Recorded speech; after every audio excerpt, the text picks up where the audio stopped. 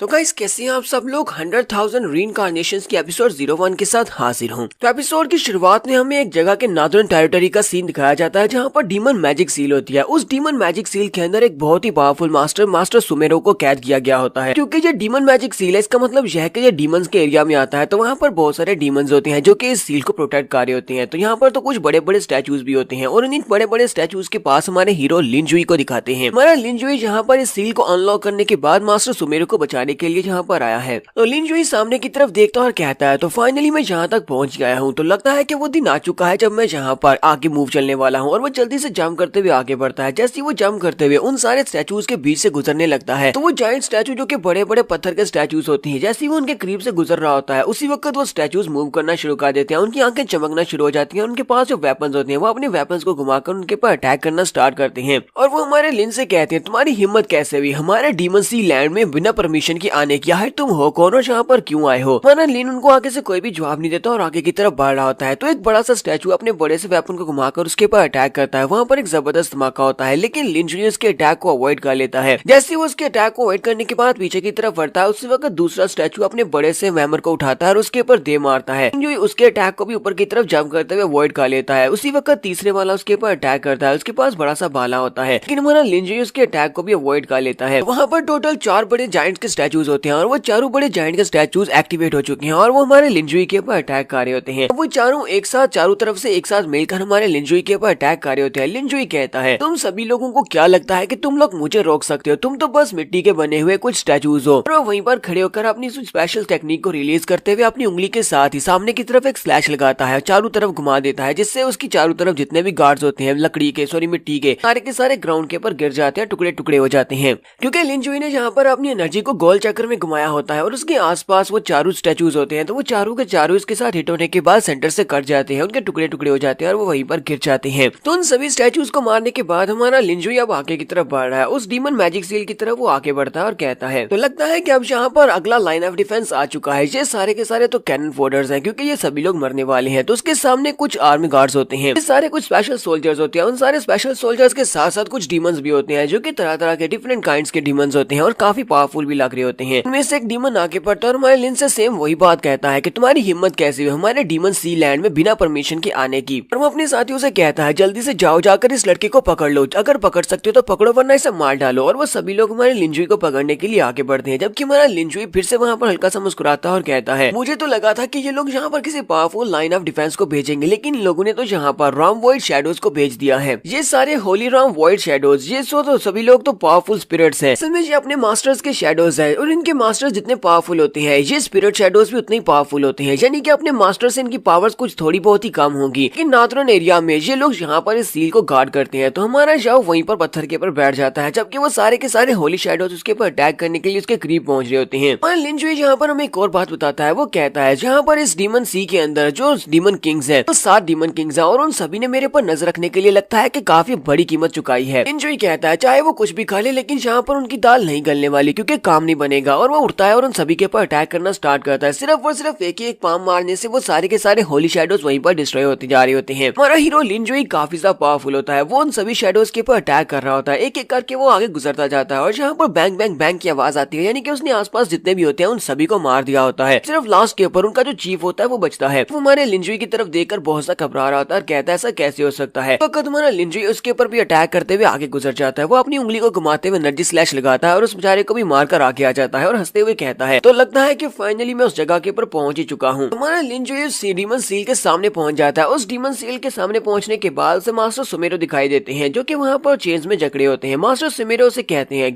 कौन हो तुम और तुम यहाँ पर कर क्या रहे हो? तुम्हारा लिन से कहता है, प्लीज मास्टर सुमेरो मुझे माफ करना, मैं जहाँ पर आपको डिस्टर्ब तो बिल्कुल भी नहीं करना चाहता था, लेकिन आज मेरी जहाँ पर अपॉइंटमेंट है आपके साथ, इसलिए मैं जहाँ पर हूँ। तो मास्टर सुमेरो से कहते हैं, तुम्हारी अपीयरेंस को देखकर तो बिल्कुल भी अंदाजा नहीं हो रहा कि यहाँ पर जो होली शैडो सील थी उसको तुमने तोड़ा है, यानी कि उन सारे के सारे शैडोज और उन बड़े स्टैचूज को तुमने हराया है, क्योंकि तुम तो सिर्फ और सिर्फ एक मोर्टल राम के कल्टीवेटर हो। मोर्टल राम के कल्टीवेटर्स इतने पावरफुल कैसे हो सकते हैं? मुझे बताओ कि तुम इतने पावरफुल क्यों हो? और साथ ही वो अपने हाथ के ऊपर अपनी पावर को रिलीज करते हैं। मास्टर सुमेरो से कहते हैं, चलो यहाँ पर तुम्हारा टेस्ट लेकर देखते हैं, क्या वाकई में तुम इतने स्ट्रॉन्ग हो? तो मास्टर सुमेरो अपने हाथ के ऊपर अपनी पावर्स को रिलीज करने के बाद लिनजुई से कहते हैं, जरा मेरे हाथ की तरफ देखो। तो लिनजुई उसके हाथ की तरफ देख रहा था। वो वहाँ पर जबरदस्त एनर्जी को रिलीज करते हैं। वो किसी स्पेशल टेक्निक को यूज कर रहे होते हैं। और लिनजुई अपनी जगह के ऊपर से हिलता भी नहीं है। उस सारी एनर्जी के सामने वो चुपचाप खड़ा होता है और साथ ही हंसते हुए कहता है, मास्टर सुमेरो, आपकी ये वाली टेक्निक वाकई में बहुत ज्यादा पावरफुल टेक्निक है। इस दुनिया में बहुत ही कम ऐसी कल्टीवेशन टेक्निक्स है जो कि मेरी नजर में उतरती है, क्योंकि मैं इन टेक्निक्स को कुछ भी नहीं समझता। मैं तो इन सारी टेक्निक्स का मास्टर हूँ। तो मास्टर सुमेरो को भी यहाँ पर इस बात का अंदाजा हो जाता है। मास्टर सुमेरो कहते हैं, ये लड़का कोई सिंपल सा लड़का तो नहीं लगता। हालांकि इस लड़के के पास सिर्फ और सिर्फ मॉर्टल राम की कल्टीवेशन है, दिखने में भी ये बहुत ज्यादा कमजोर लगता है। इस लड़के ने मेरे स्पेशल टेक्निक, जिसको सनडाउ मेथड कहते हैं, इस टेक्निक को बड़ी आसानी के साथ समझ लिया। इसका मतलब यह है कि इसे ये टेक्निक पहले से पता है। तो हमारे लिंजाओ से कहते हैं, बताओ कि तुम कौन हो। तुम्हारा लिंजाओ से कहता है, तुम्हारा सवाल बहुत ही अच्छा है। हमारा लिंजाओ से कहता है, अच्छा ठीक है, फिर मैं तुम्हें यहाँ पर अपनी बैकग्राउंड स्टोरी के बारे में बताता हूँ। और यहीं पर हमारा सीन जो होता है वो फ्लैशबैक में चला जाता है। तो फ्लैशबैक में चले जाने के बाद हमें ट्रैफिक सीन दिखाया जाता है और हमारा मॉडर्न सिटी दिखाया जाता है। लिंजुई कहता है, मेरा नाम लिंजुई है। इस दिन मेरे एग्जाम्स होने थे, उसी दिन सड़क के ऊपर जाते हुए मेरा एक्सीडेंट हो गया था। अगर उस दिन मेरा एक्सीडेंट नहीं हुआ होता तो आज मैं एग्जाम रूम में बैठा होता। और उस एग्जाम के ऊपर डिपेंड करता है कि मेरा फ्यूचर क्या होने वाला है, कि मैं फ्यूचर में क्या करूंगा। क्योंकि उस दिन हमारा लिंजुई एग्जाम के लिए काफी लेट होता है। वो बड़ी तेजी के साथ साइकिल चला रहा होता है और बड़ी तेजी के साथ साइकिल चलाते हुए आगे बढ़ता हुआ तो रोड को क्रॉस कर रहा होता है। हालांकि वहाँ पर रेड बत्ती होती है, लेकिन फिर भी साथ के ऊपर से एक ट्रक निकल आता है। वो ट्रक बिल्कुल भी ब्रेक नहीं लगाता और हमारा लिंजुई उसके नीचे आ जाता है। उसी के साथ ही वहीं पर लिंजुई की मौत हो जाती है। लिंजुई कहता है, मुझे इस बात में बिल्कुल भी भरोसा नहीं था कि मरने के बाद भी कोई नई जिंदगी होती है। तब मुझे लगा कि अब सब कुछ खत्म हो गया है और मैं मर चुका हूँ। उसी वक्त मैंने एक दूसरे वर्ल्ड को क्रॉस किया और मैं मॉर्टल से इमॉर्टल्स की दुनिया में चला आया। हमारा लिंजुई यहाँ पर रीइंकार्नेट होता है। लिंजुई रीइंकार्नेट होने के बाद एक घर में होता है, अपने बिस्तर के अंदर उठकर बैठता है और कहता है, ये कौन सी जगह है, मैं कौन सी जगह पर आ पहुंचा हूँ। मेरा तो अभी भी एक ट्रैफिक एक्सीडेंट हुआ था। वहाँ से बाहर की तरफ निकलता है तो बताता है, मैं अपनी दुनिया को पार करने के बाद एक ऐसी दुनिया में चला है जिसको हॉन्गमैंग कॉन्टिनेंट कहते हैं। हॉन्गमैंग कॉन्टिनेंट के ऊपर 3 पावरफुल क्लैन है और इस वक्त मैं जिस क्लैन के अंदर था, यानी जहाँ पर मैं रीइंकार्नेट हुआ था, उसको वैंगजियान क्लैन कहते हैं। हॉन्गमैंग कॉन्टिनेंट का ह्यूमनली इमॉर्टल कल्टीवेशन क्लैन है। रीइंकार्नेट होने के बाद मुझे इस बारे में बिल्कुल भी आइडिया नहीं था कि मेरे पास अब किसकी बॉडी आ चुकी है और मुझे ये भी नहीं पता था कि इसकी बॉडीज के अंदर कौन सी मेमोरीज है, क्योंकि मुझे नहीं पता कि मैं कौन हूँ और कहाँ से आया हूँ। लेकिन अब जबकि मैं वैंगजियान सेक्टर में था, हॉन्गमैंग कॉन्टिनेंट में, मुझे पता था कि मुझे यहाँ पर रहना है। तो मुझे लगा कि शायद मैं भी यहाँ पर कल्टीवेट करके अपनी अपॉर्चुनिटीज को हासिल कर सकता हूँ और आगे बढ़ सकता हूँ। सबसे पहले तो मैं वैंगजियान सेक्टर के कुछ डिसाइपल्स के पास गया। मैंने जाकर उनसे बात की। मैंने उनसे कहा कि मैं यहाँ पर कल्टीवेशन को हासिल करना चाहता हूँ, मुझे मार्शल आर्ट सीखनी है, तो क्या तुम लोग मुझे अपने सेक्टर में ले लोगे।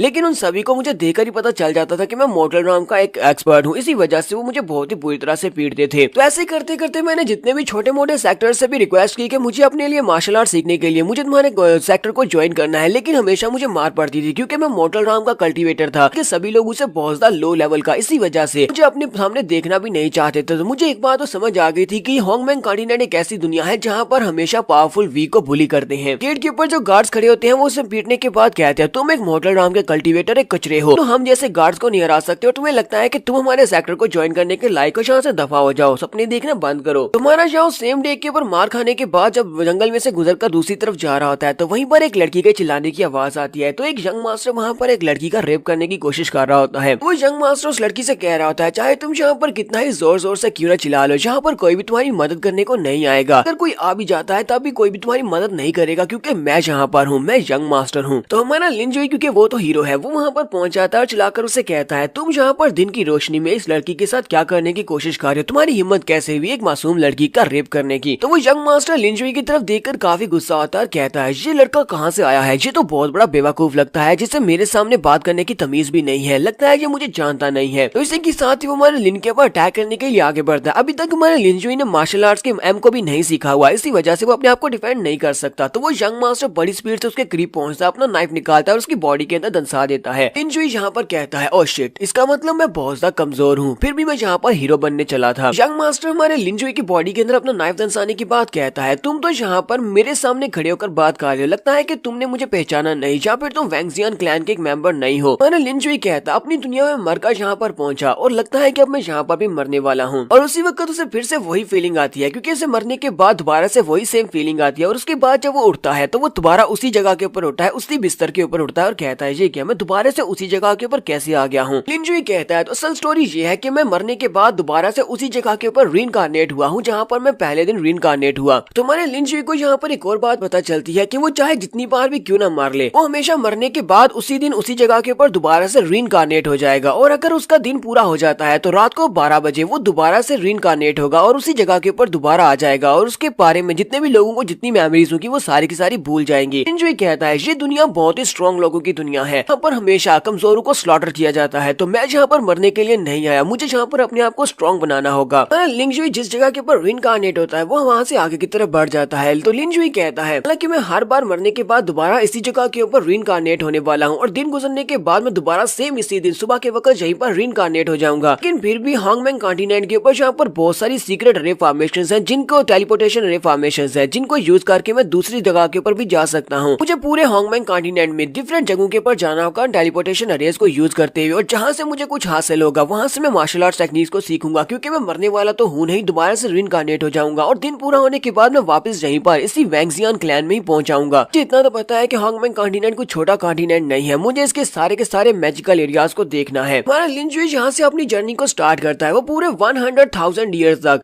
सेम एक ही दिन में वो दोबारा से रीइंकार्नेट होता रहेगा। जब उसका ये रीइंकार्नेशन वाला कर्स टूटेगा तब तक 1,00,000 साल गुजरने के बाद वो इतना ज्यादा पावरफुल हो चुका है कि वो बड़े बड़े डीमन किंग्स और बहुत सारे मॉन्स्टर्स को चुनौती दे सकता है। हम लोग यहाँ पर रीइंकार्नेशन की 01 एपिसोड का एंड करेंगे और नेक्स्ट एपिसोड में इसकी जर्नी को आगे कंटिन्यू करेंगे। अगर एपिसोड की एक्सप्लेनेशन अच्छी लगी हो तो कमेंट करके जरूर बताइएगा। चैनल को सब्सक्राइब कर दें, वीडियो को लाइक और शेयर कर दें। शुक्रिया।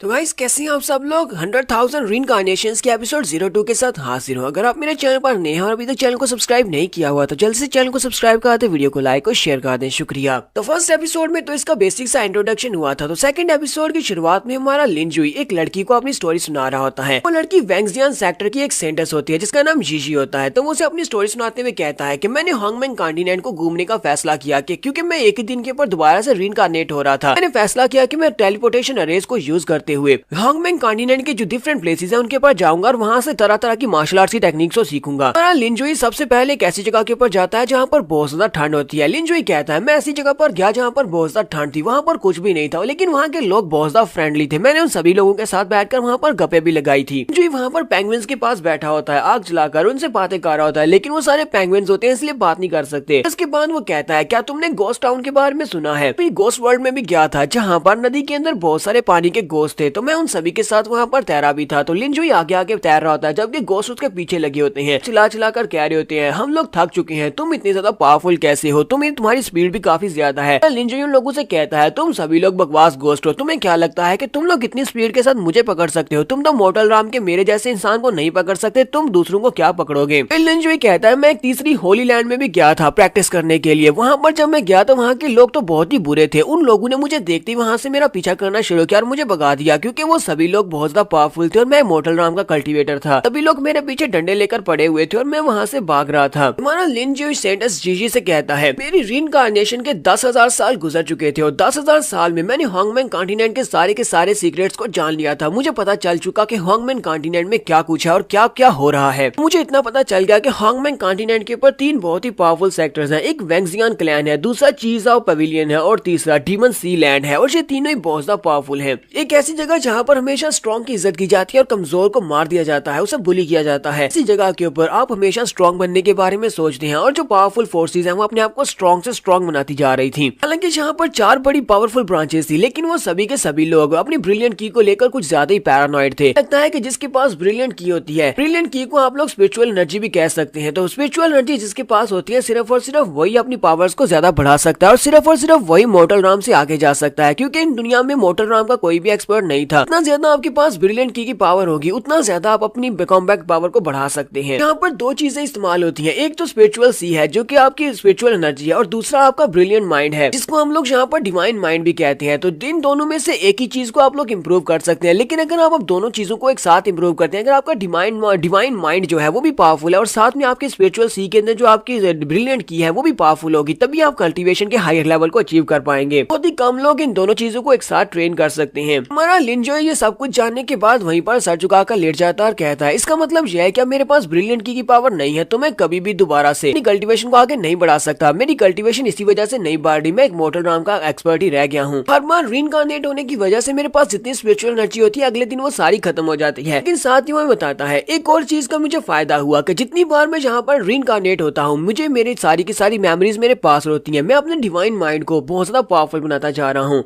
इसका मतलब यह है कि मेरे पास जो डिवाइन माइंड है वो इन्फिनेटली बहुत ज्यादा स्ट्रांग होता जा रहा था। अगले 50,000 साल तक मेरे पास जो ब्रिलियंट की थी वो सारी वहीं पर स्टक रही, यानी कि मॉडल ड्राम में स्टक रही, मेरी ब्रिलियंट की जरा भी नहीं बढ़ी। लेकिन मुझे 50,000 साल के बाद इतना अंदाजा तो हो ही गया था कि यहाँ पर ब्रिलियंट की का इतना ज्यादा ताल्लुक नहीं है जितना ज्यादा हम इस डिवाइन माइंड का है। कि अगर आपको अल्टीमेट स्ट्रेंथ चाहिए तो आप सिर्फ और सिर्फ ब्रिलियंट की को ही यूज नहीं कर सकते बल्कि डिवाइन माइंड को भी यूज कर सकते हैं। लिन जुई ने डिवाइन माइंड की पावर को हासिल करने के बाद अपनी 2 उंगलियों के साथ ही वो स्लैश लगा सकता है। वो आसमान के ऊपर एक स्लैश लगाता है तो वहाँ पर एक दादा पोता होते हैं, वो आसमान की तरफ देखते हैं। ग्रैंडसन अपने ग्रैंडपा से कहता है, ग्रैंडपा आसमान की तरफ देखो वहाँ पर क्या है कि वो माउंटेन पूरी की पूरी डिस्ट्रॉय हो गई है। तो लिन जुई सिर्फ अपनी उंगली को घुमाकर पूरी की पूरी माउंटेन को डिस्ट्रॉय कर सकता था। ये 50,000 साल पहले की बात थी। लिन जुई कहता है तो जहाँ पर मेरे पास ब्रिलियंट की पावर तो नहीं थी, लेकिन ब्रिलियंट की जगह के ऊपर मेरे पास डिवाइन माइंड था जो कि पहले से ज्यादा पावरफुल हो चुका है और डिवाइन माइंड को यूज करते हुए मैं पावर्स को डिस्प्ले कर सकता हूँ। लिन जुई जीजी को बताता है कि 70,000 साल गुजर जाने के बाद मैं कॉन्टिनेंट की जितनी खूबसूरत लड़कियां थी उन सभी की सभी लड़कियों के साथ मैं सो चुका था। हमारा लिन जुई प्रिंसेस जीजी को बता रहा होता है कि उसने पिछले 100,000 ईयर्स में क्या कुछ किया है, वो अपने कारनामे से बताता है। फाइनली यहाँ से हमारी सीरीज की शुरुआत होने वाली है तो हमें जीजी दिखाई जाती है। जीजी उसे कहती है तुम्हारे कहने का मतलब ये है कि तुमने ग्रेट मास्टर सुमेरे को डीमन सील के अंदर से जाकर आजाद करवाया, और सिर्फ इतना ही नहीं बल्कि पिछले 1 लाख साल से तुम दोबारा से एक ही दिन में दोबारा से रीइंकार्नेट होते आ रहे हो। तो हमारा लिन जुई से कहता है हाँ ये बात वाकई में सच है, यही वो एक ग्लोरियस थिंग है जो कि मैंने अपनी जिंदगी में की है। तो जीजी उसकी बात सुनने के बाद उसे कहती है क्या तुम्हें लगता है कि मैं तुम्हारी इन सारी बकवास बातों के ऊपर भरोसा कर लूंगी? मुझे तो लगता है कि मुझे तुम्ही ने मुझे पॉइजन दिया है। हमारा लिन जुई से कहता है तुम्हें यहाँ पर परेशान होने की जरूरत नहीं है, मेरे पर भरोसा करो, मैं उन लोगों के साथ नहीं हूँ जिन्होंने तुम्हें पॉइजन दिया है, मेरे साथ आओ मैं तुम्हें बचा सकता हूँ। लेकिन वो उसकी बात को इग्नोर करते हुए सामने की तरफ चल पड़ती है और कहती है मुझसे दूर रहो, मुझे लगता है कि तुम एक बुरे इंसान हो, मैं तुम्हें फॉलो नहीं करूंगी। वो चलती हुई आगे की तरफ बढ़ी होती है। हमारा लिन जुई से कहता है तुम बस थोड़ा सा आगे बढ़ो, जैसे तुम थोड़ा सा आगे बढ़ोगे कुछ ही सेकंड में तुम्हारे सामने कुछ लोग अपने हाथ में मिसालें लेकर खड़े होंगे, लोग तुम्हें पकड़ने के लिए आए हैं, जैसे तुम आगे बढ़ोगे वो तुम्हें पकड़ लेंगे। तो जीजी उसे कहती है बस भी करो, मैं तुम्हारी किसी बात पर भरोसा नहीं करने वाली। तुम्हें क्या लगता है कि अचानक से यहाँ पर आगे से कोई निकल आएगा? अगर कोई निकल भी आया तो मैं वापस तुम्हारे पास नहीं आने वाली। जैसी वो थोड़ी सी आगे बढ़ती है तो उसके सामने 2 लोग होते हैं, उनके हाथ में मिसालें होती हैं और वो कहते हैं हमें प्रिंसेस मिल गई है, चलो जल्दी से उसके पीछे चलो, उसे पकड़ लो। वो दोनों ही बड़ी स्पीड से भागते हुए उसकी तरफ आगे बढ़ते हैं, जबकि प्रिंसेस भी काफी ज्यादा घबरा जाती है और चिल्लाकर कहती है कोई मुझे बचाओ। तो वो दोनों ही गुंडे उसकी तरफ आगे बढ़े होते हैं और कहते हैं चलो जल्दी से पकड़ लो वरना यंग मास्टर में बिल्कुल भी नहीं छोड़ेंगे। तो प्रिंसेस जीजी भी जल्दी से जंप करते हुए पीछे की तरफ हट आती है और हमारे लिन जुई के पास आती है और उसे कहती है प्लीज मेरी हेल्प करो, इन लोगों को रोको, मुझे बचा लो। वो जल्दी से भागती हुई हमारे लिन जुई के पीछे आकर छुप जाती है। लिन जुई कहता है मुझे बताओ क्या तुम्हें मेरी बात के ऊपर भरोसा हो रहा है? वो उसे कहती है हाँ मुझे तुम्हारे पर पूरा यकीन है। तो लिन जुई से कहता है तो फिर ठीक है, फिर मुझसे एक बात का वादा करो, एक बार मैं यहाँ पर इन लोगों से निपट लूँ उसके बाद तुम्हें मेरे साथ आना होगा। प्रिंसेस कहती है हाँ ठीक है मैं तुम्हारे साथ आऊंगी। तो लिन जुई उन दोनों गुंडों को वहीं पर मार देता है। उन दोनों को मारने के बाद वो प्रिंसेस जीजी को अपने साथ लेता है और कहता है मेरे साथ आओ। उसे अपने साथ लेते हुए एक बड़े से पेड़ के पास पहुंच जाता है। वो पेड़ अंदर से खोखला होता है। वो उसे कहता है चलो ठीक है आप जल्दी से इस पेड़ के अंदर चले जाओ, इसके अंदर एक सीक्रेट पैसेज है, तुम्हें यहाँ पर इसके अंदर पहले जाना होगा। वो उसे कहती है लेकिन तुम मुझे अंदर क्यों लेकर जाना चाहते हो, इसके अंदर क्या है और मुझे ये बताओ कि ये सीक्रेट पैसेज कहाँ पर खुलता है। तुम्हारा लिन जुई से कहता है मैं तो इस सीक्रेट पैसेज को बहुत बार इस्तेमाल कर चुका हूँ, तुम्हें अंदर जाने का इसलिए कह रहा हूँ क्योंकि एक बार तुम इसके अंदर जाओगी तो दूसरी तरफ जब तुम निकलोगी तो वहाँ पर वो लोग खड़े होंगे जो लोग तुम्हें मरवाना चाहते हैं, जिसने तुम्हें पॉइजन दिया और जिसने तुम्हारे पीछे लोगों को भेजा था वो तुम्हें वहाँ पर दिखाई देगा। क्या तुम उन लोगों को चेक नहीं करना चाहती? क्या तुम जानना नहीं चाहती कि तुम्हें पॉइजन किसने दिया है? तो प्रिंसेस उसे कहती है हाँ क्यों नहीं, मैं उसको देखना चाहती हूँ, मुझे एक बार वो मिल जाए उसके बाद देखना मैं उसका क्या करती हूँ। वो बंदा जिसने मुझे नुकसान पहुंचाने की कोशिश की मैं उसे मार डालूंगी। हमारा लिन जुई से कहता है तो फिर चलो जल्दी से अंदर आ जाओ। तो वो दोनों सीक्रेट पैसेज के अंदर चले जाते हैं। थोड़ी देर उसके अंदर चलने के बाद जब वो दूसरी तरफ से बाहर निकलते हैं प्रिंसेस जीजी हमारे लिन जुई से कहती है यहाँ पर तो कोई भी नहीं है, तुमने क्या मुझे बेवकूफ बनाया है? तो लिन जुई से कहता है जरा सब्र करो, वहाँ पर सामने देखो वो लोग पहुंच आए हैं। तो जैसे वो लोग सामने की तरफ देखते हैं तो वहाँ पर उनके सामने एक यंग मास्टर होता है और उसके साथ 2 गार्ड्स होते हैं। जो कहता है लो यही वो लोग हैं जिन्होंने तुम्हें पॉइजन दिया था। तो यंग मास्टर वही है जिसने पहले दिन हमारे युंजी की जान ली थी। यंग मास्टर जिसका नाम सीटू जोई है, तो वेंगजियान पवेलियन के एक मास्टर जिसका नाम यान है, वो एक सुप्रीम एल्डर है, उसका बेटा है। इसी वजह से ये बहुत ज्यादा एरोगेंट है। वो हमारी प्रिंसेस जीजी को देखते ही कहता है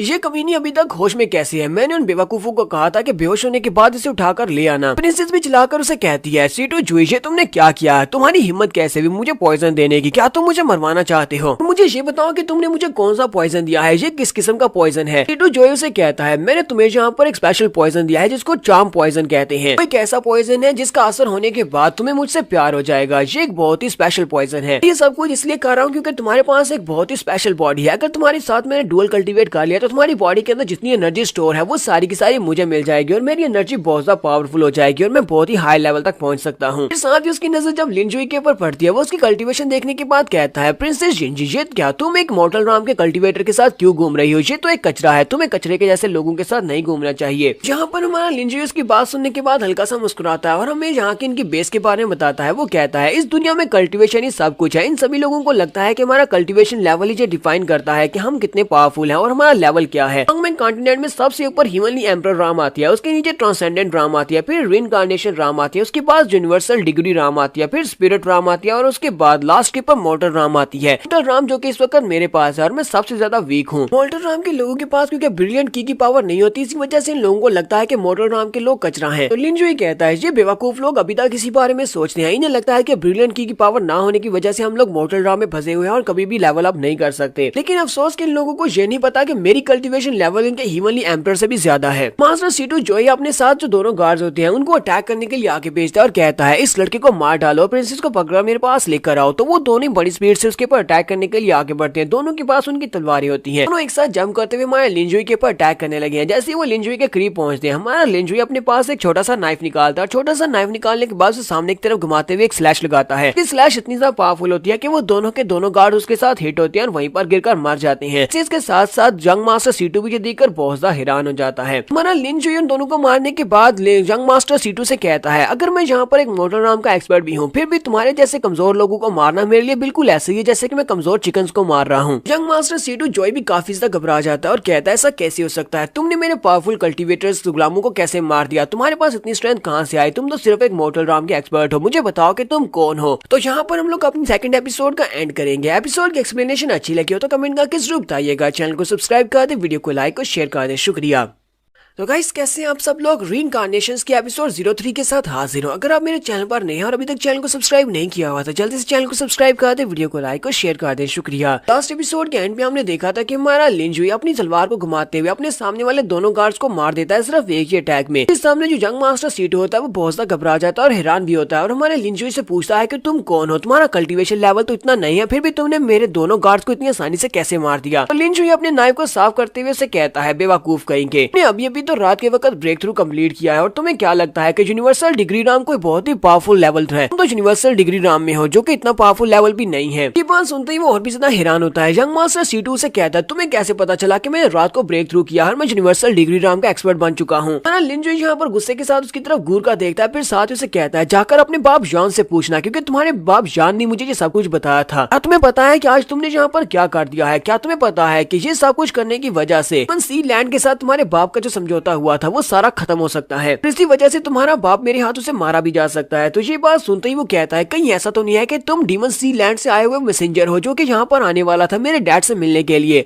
लिनजुई से कहता है तुम्हें और क्या लगता है? इसी के साथ ही उसके सामने से गायब हो जाता है। गायब होने के बाद उसके सामने पहुंचता है, उसके मुंह पर एक जबरदस्त थप्पड़ मारता है। उस थप्पड़ खाने के बाद बेचारा सीटू पीछे की तरफ गिर जाता है। तो लिनजुई से थप्पड़ मारने के बाद उसे कहता है बेवकूफ कहेंगे, यहाँ पर सभी लोगों के सामने मेरी आइडेंटिटी को इतने कैजुअली कैसे बता सकते हो कि मैं डीमन सी लैंड से आया हुआ एक एनवॉय हूँ, यानी कि एक मैसेंजर हूँ। तो अब जल्दी से मेरे सामने घुटने टेक और माफी की भीख मांगो। हमारा लिनजुई यहाँ पर हमें ये बात बताता है कि इस यंग मास्टर सीटू का डैड है जान सीटू ने डीमन सी लैंड के साथ एक समझौता किया हुआ है। उस समझौते के मुताबिक उसे यहाँ पर से कुछ सीक्रेट्स निकालकर उन लोगों को देने हैं डीमन सी लैंड वालों को, और उसके बदले में डीमन सी लैंड वाले उसकी मदद करेंगे पूरे के पूरे वैंगजियान सेक्टर को कंट्रोल करने में। वो उसे वैंगजियान सेक्टर का मास्टर बना देंगे। लेकिन ये तो बड़ी अफसोस की बात है कि उस सुप्रीम मास्टर सीटू जान ने बहुत ही नालायक बेटे को जन्म दिया है जिसे बेवकूफ बनाना बहुत ज्यादा आसान है। मैं यहाँ पर उस मैसेंजर की आइडेंटिटी लेकर इस लड़के को यहाँ पर बेवकूफ बनाने वाला हूँ। सीटू जू जल्दी से उसके सामने अपने घुटने टेक देता है और उसे कहता है प्लीज मास्टर मुझे माफ कर दे। सीटू जू यहाँ पर मरना डिजर्व करता है, प्लीज मुझे माफ करें, इस बार मुझे माफ कर दे। साथ ही वो अंदर से सोच रहा होता है इस लड़के को देखकर लगता तो नहीं है कि ये डीमन सी लैंड से आया हुआ कोई मैसेंजर है, क्योंकि ये तो मोर्टल राम का एक्सपर्ट है। इसकी एनर्जी मुझे महसूस हो रही है ये मोर्टल राम का एक्सपर्ट है। लेकिन अभी अभी इसने यहाँ पर जितनी स्पीड को शो करवाया है मैं अपने यूनिवर्सल डिग्री राम में रहते हुए भी इतनी ज्यादा स्पीड को शो नहीं करवा सकता। कहीं ऐसा तो नहीं है कि ये वाकई में वही डीमन सी लैंड से आया हुआ मैसेंजर है जो मेरे डैड से मिलने के लिए आया है। तो हमारा लिन जुई अब यहाँ पर उसे सजा देने वाला है। लिन जुई से कहता अपना एक बाजू काटो और उसके बाद यहाँ से दफा हो जाओ। साथ ही उसके सामने अपना नाइफ भी फेंक देता है। तो लिन जुई सामने जब नाइफ फेंकता है तो वो बेचारा और भी ज्यादा घबरा जाता है। रोते हुए कहता है प्लीज लॉर्ड एनवाई मेरे साथ ऐसा मत करें, तेरी जान बख्श दे, मैं दोबारा इस तरह की कोई भी हरकत नहीं करूंगा। लिन जुई से कहता है मैंने तुम्हें क्या कहा, मैंने तुम्हें कहा ना कि अपना एक बाजू काटो और यहाँ से चले जाओ। शुक्र करो कि मैं तुम्हारी जान नहीं ले रहा, वरना मैं इस तरह कहने पर तुम्हारी जान भी ले सकता था। अपने हाथों से करो वरना मैं अगर करूंगा तो तुम्हें बहुत ज्यादा दर्द होगा। तो जल्दी से उस नाइफ को उठा लेता है, अपने हाथ की तरफ उस नाइफ को करता है और इसी के साथ इस नाइफ को चला देता है। वहाँ पर उसके जोरदार चीखने की आवाज आती है। तो यंग मास्टर सीटू ने अपना एक बाजू काट दिया और तो अपना एक हाथ काटने के बाद वो हमारे लिन जुई से कहता है यंग मास्टर अब मुझे बताएं क्या इतना काफी है। तो लिन जुई से कहता है अच्छा ठीक है अब यहाँ से दफा हो जाओ। तो वो बड़ी स्पीड से वहाँ से भाग जाता है। वहाँ से चले जाने के बाद प्रिंसेस आगे बढ़ती है और हमारे लिन जुई से कहती है तुम्हारा बहुत बहुत शुक्रिया, तुमने जहाँ पर मेरी जान बचा ली। फिर साथ ही वो से कहती है क्या तुम मुझे मेरे क्लैन में वापस छोड़ने जा सकते हो, मुझे अकेले में बहुत ज्यादा डर लग रहा है। लिन जुई से कहता हाँ क्यों नहीं, मैंने जहाँ पर तुम्हारी प्रॉब्लम को सॉल्व करने में तुम्हारी मदद कर दी है, लेकिन अफसोस कि तुम्हारी बॉडी के अंदर चार्म पॉइजन है, क्या तुम उस चार्म पॉइजन को निकलवाना नहीं चाहती? तो तुम चाहो तो इस पॉइजन के साथ मैं तुम्हारी मदद कर सकता हूँ। तो प्रिंसेस उसकी बात सुनने के बाद शर्माना शुरू कर देती है और उसे कहती है हाँ क्यों नहीं, तुम मेरी बॉडी से इस पॉइजन को निकालने में मेरी मदद करो। उसके बाद हमारा लिन जुई वहाँ से एक बड़े से फीनिक्स पंछी को पकड़ता है और उसके ऊपर बैठ जाता है। तो प्रिंसेस भी उसके साथ ही होती है। तो जीजी और ये दोनों वहाँ से वापस की तरफ वेंगजियन सेक्टर की तरफ जा रहे होते हैं। प्रिंसेस कहती है ये तो एक नैनमिंग फीनिक्स बर्ड है। वेंगजियन सेक्टर में जो पावरफुल एल्डर्स होते हैं वही इस तरह के एक फीनिक्स बर्ड को यूज कर सकते हैं, क्योंकि इसको कंट्रोल करने के लिए 3 साल तक ट्रेनिंग की जरूरत पड़ती है और सिर्फ यूनिवर्सल डिग्री राम के एक्सपर्ट इसको कंट्रोल कर सकते हैं। लेकिन ये लड़का मोटल राम में रहते हुए एक बड़े से फीनिक्स पंछी को भी कंट्रोल कर सकता है। मुझे समझ नहीं आ रही कि ये कौन है। लिन जुई उसके चेहरे के एक्सप्रेशन को फांकने के बाद उसे कहता है लड़की मैं तुम्हें पहले भी कह चुका हूँ कि मैं पिछले 1 लाख साल से यहाँ पर इसी एक ही दिन में फंसा हुआ हूँ और मुझे यहाँ के सभी सीक्रेट्स के बारे में पता है, जहाँ तक कि मुझे वेंगजियन क्लैन के सारे सीक्रेट्स के बारे में भी पता है। यंग मास्टर सीटू जैसे एक प्ले बॉय को डरा कर किस तरह भगाना है ये मुझे अच्छी तरह से आता है। तुम्हें क्या लगता है कि मैं इस तरह के एक फीनिक्स पंछी को कंट्रोल नहीं कर सकता? मैं इसको कंट्रोल भी कर सकता हूँ। तो प्रिंसेस की बात सुनने की बाद सोच रही होती है ये तो बहुत ही अमेजिंग है, इस लड़के ने यहाँ पर ये भी जान लिया जो मैं अपने दिल में सोच रही थी। कहीं ऐसा तो नहीं है कि वाकई में ये लड़का कब से जो भी कह रहा है वो सब कुछ सच कह रहा है। तो प्रिंसेस लिन जुई से कहती है मुझे बताओ क्या तुम वाकई में मेरी बॉडी के अंदर जो चार्म पॉइजन है क्या उसको ठीक कर सकते हो? कि मेरी एंगेजमेंट तो पहले से तय हो चुकी है, 2 साल के बाद मेरी 7th डीमन एम्परर के साथ शादी होने वाली है। तो प्रिंसेस से पूछती है क्या तुम्हें पता है क्या 7th डीमन एम्परर कौन है? मुझे तो इस सब के बारे में कुछ भी नहीं पता, लेकिन तुम्हें काफी कुछ पता है। तो लिन जुई कहता हाँ मुझे पता है, मैं 7th डीमन एम्परर का सभी के सभी डीमन किंग्स को अच्छी तरह से जानता हूँ। हमारा लिन उसे बताता है कि 7th डीमन एम्परर जो है हॉन्गमैन कॉन्टिनेंट के 3 पावरफुल एम्परर्स में से एक एम्परर है।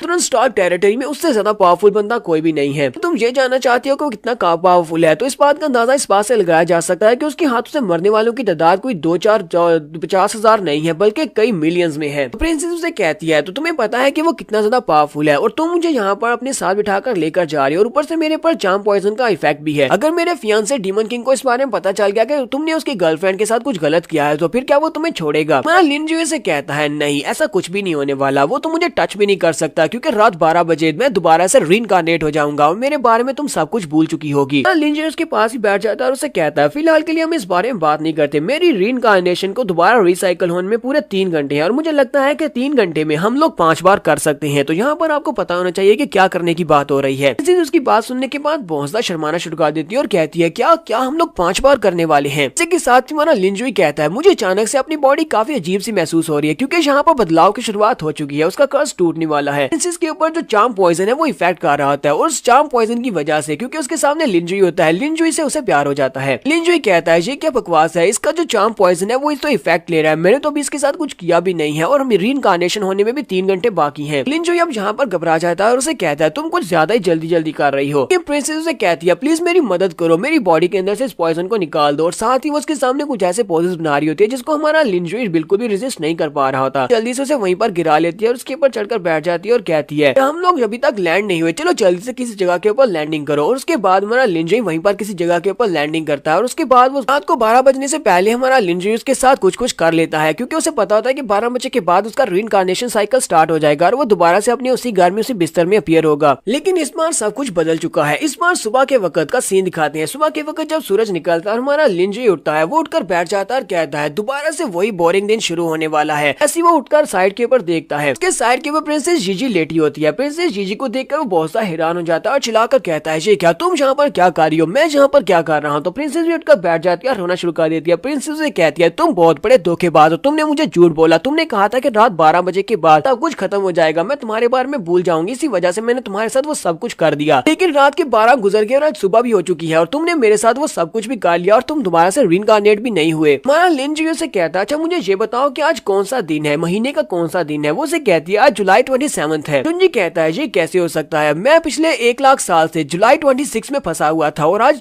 जुलाई 27 है। इसका मतलब क्या हो सकता है? इसका मतलब यह है कि पिछले 1 लाख साल का जो कर्ज था वो खत्म हो चुका है, मैं दोबारा से उस रीइंकार्नेट नहीं होने वाला। जुनजी इस बात से बहुत ज्यादा खुश हो जाता है और खुशी के मारे उठकर खड़ा हो जाता है और कहता है तो फाइनली मैं उस कर्ज से बाहर निकल चुका हूँ। इसी के साथ ही हमारा जुनजी जहाँ पर इस हॉन्गमैंग कॉन्टिनेंट के ऊपर सबसे पावरफुल लोग जिनमें 8 डिवाइन क्रीचर्स हैं, 4 हिमली स्टार नाम मास्टर्स हैं, इसके अलावा बहुत सारे छोटे सेक्टर्स के कुछ एल्डर्स और मास्टर्स हैं जिनसे उसने बदला लेना है। वो कहता है इन सभी लोगों ने मुझे बहुत ज्यादा काम मांगा था और हर बार ये लोग मुझे मार देते थे। लेकिन अब जबकि मेरा रीइंकार्नेशन साइकिल खत्म हो चुका है, यानी कि मेरे पास अब बहुत सारे दिन है, मैं आगे बढ़ सकता हूँ। तो सभी लोग मेरा इंतजार करना, मैं बहुत ही जल्दी तुमसे बदला लेने के लिए आने वाला हूँ। तो प्रिंसेस जीजी तो रोना शुरू कर देती है और चिल्ला चिल्ला कर उसे कह रही होती है तुमने मेरे साथ वो सब कुछ खा लिया और अब तुम यहाँ से भाग जाओगे, तुम मेरी बिल्कुल भी केयर नहीं करोगे, तुमने मुझसे झूठ बोला और धोखा देकर मेरे साथ वो सब कुछ किया है, मुझे बहुत ज्यादा रोना आ रहा है। तो मैं लिन जुई से कहता है प्रिंसेस तुम्हें परेशान होने की जरूरत नहीं है। वो उसे अपने गले से लगा लेता है और कहता है इस बात का यकीन करो, मैंने तुम्हारे साथ अगर कुछ बुरा किया है मैं तुम्हारे साथ इस बात की रिस्पॉन्सिबिलिटी भी उठाता हूँ कि पिछले 1 लाख साल से मैं जहाँ पर जिस भी लड़की के साथ कुछ रिलेशनशिप रखता था, अगले दिन वो लड़की मेरे बारे में सब कुछ भूल जाती थी। इस पूरी जिंदगी में तुम वो पहली लड़की हो जिसे मेरे बारे में कुछ याद है, तो मैं तुम्हारी पूरी रिस्पॉन्सिबिलिटी उठाता हूँ। हमारा लिन जुई कहता है मैंने ऐसा तो बिल्कुल भी नहीं सोचा था कि जब मैं अपने रीइंकार्नेशन साइकिल को छोड़ूंगा तो सबसे पहला काम ही यही करूंगा कि 3 बहुत ही पावरफुल डीमन एम्परर्स में से एक एम्परर की फियांसी को चोरी कर लूंगा। अगर एम्परर को इस बारे में पता चल गया तो वो तो मुझे नहीं छोड़ने वाला। लगता है क्या मुझे भी अपनी पावर्स को इंक्रीज करने के लिए कुछ अपनी कल्टीवेशन मेथड्स को भी अप्लाई करना होगा ताकि मैं अपनी कल्टीवेशन को आगे बढ़ा सकूं। रीइंकार्नेशन साइकिल खत्म हो चुका है, यानी कि मैं ब्रिलियंट की पावर को भी यूज कर सकता हूं। तो सबसे पहले शुरुआत वैंगजियन क्लैन से की जाएगी। प्रिंसेस जीजी हमारे लिन जुई से कहती है तुम्हें अपने वर्ड्स को पूरा करना होगा, तुमने मुझसे वादा किया है कि तुम मेरा ख्याल रखोगे। मैं कहता हाँ क्यों नहीं, मैं तुम्हारा पूरा ख्याल रखूंगा। इसी वक्त वहाँ पर इसकी एक एल्डर आ जाती है। वो एल्डर वहाँ पर आती है और कहती है कौन है जहाँ पर, हमारी प्रिंसेस जीजी को छोड़ो, तुम्हारी हिम्मत कैसे हुई उसे टच करने की। वैंगजियन क्लैन की एक एल्डर होती है, वो अपने साथ काफी सारे सोल्जर्स को लेकर वहाँ पर आई होती है। लिन जुई से कहती है हमारी प्रिंसेस को छोड़ दो, ये हमारे क्लैन की एक सेंटस है। इस एल्डर का नाम बताया जाता है कि इस एल्डर का नाम जैंग कियान होता है, तो हम लोग इसको एल्डर जैंग भी कह सकते हैं। एल्डर जैंग अपनी प्रिंसेस को लेने के लिए आई है, जबकि लिन जुई को वो एक चोर समझ रही है, जहाँ पर उसको ये समझ रही है कि उसी ने इसको किडनैप किया है। यहाँ पर हम लोग अपनी एपिसोड 03 का एंड करेंगे और नेक्स्ट एपिसोड में देखेंगे कि हमारा लिन जुई फाइनली वैंगजियन पवेलियन में जाएगा और उनके सेक्टर को ज्वाइन करने की बात करेगा। यहाँ पर जाने के बाद इसके साथ किस तरह का बर्ताव होगा ये हम लोग नेक्स्ट एपिसोड में देखेंगे। एपिसोड की एक्सप्लेनेशन अच्छी लगी हो तो कमेंट करके जरूर बताइएगा। चैनल को सब्सक्राइब कर दे, वीडियो को लाइक और शेयर कर दें। शुक्रिया।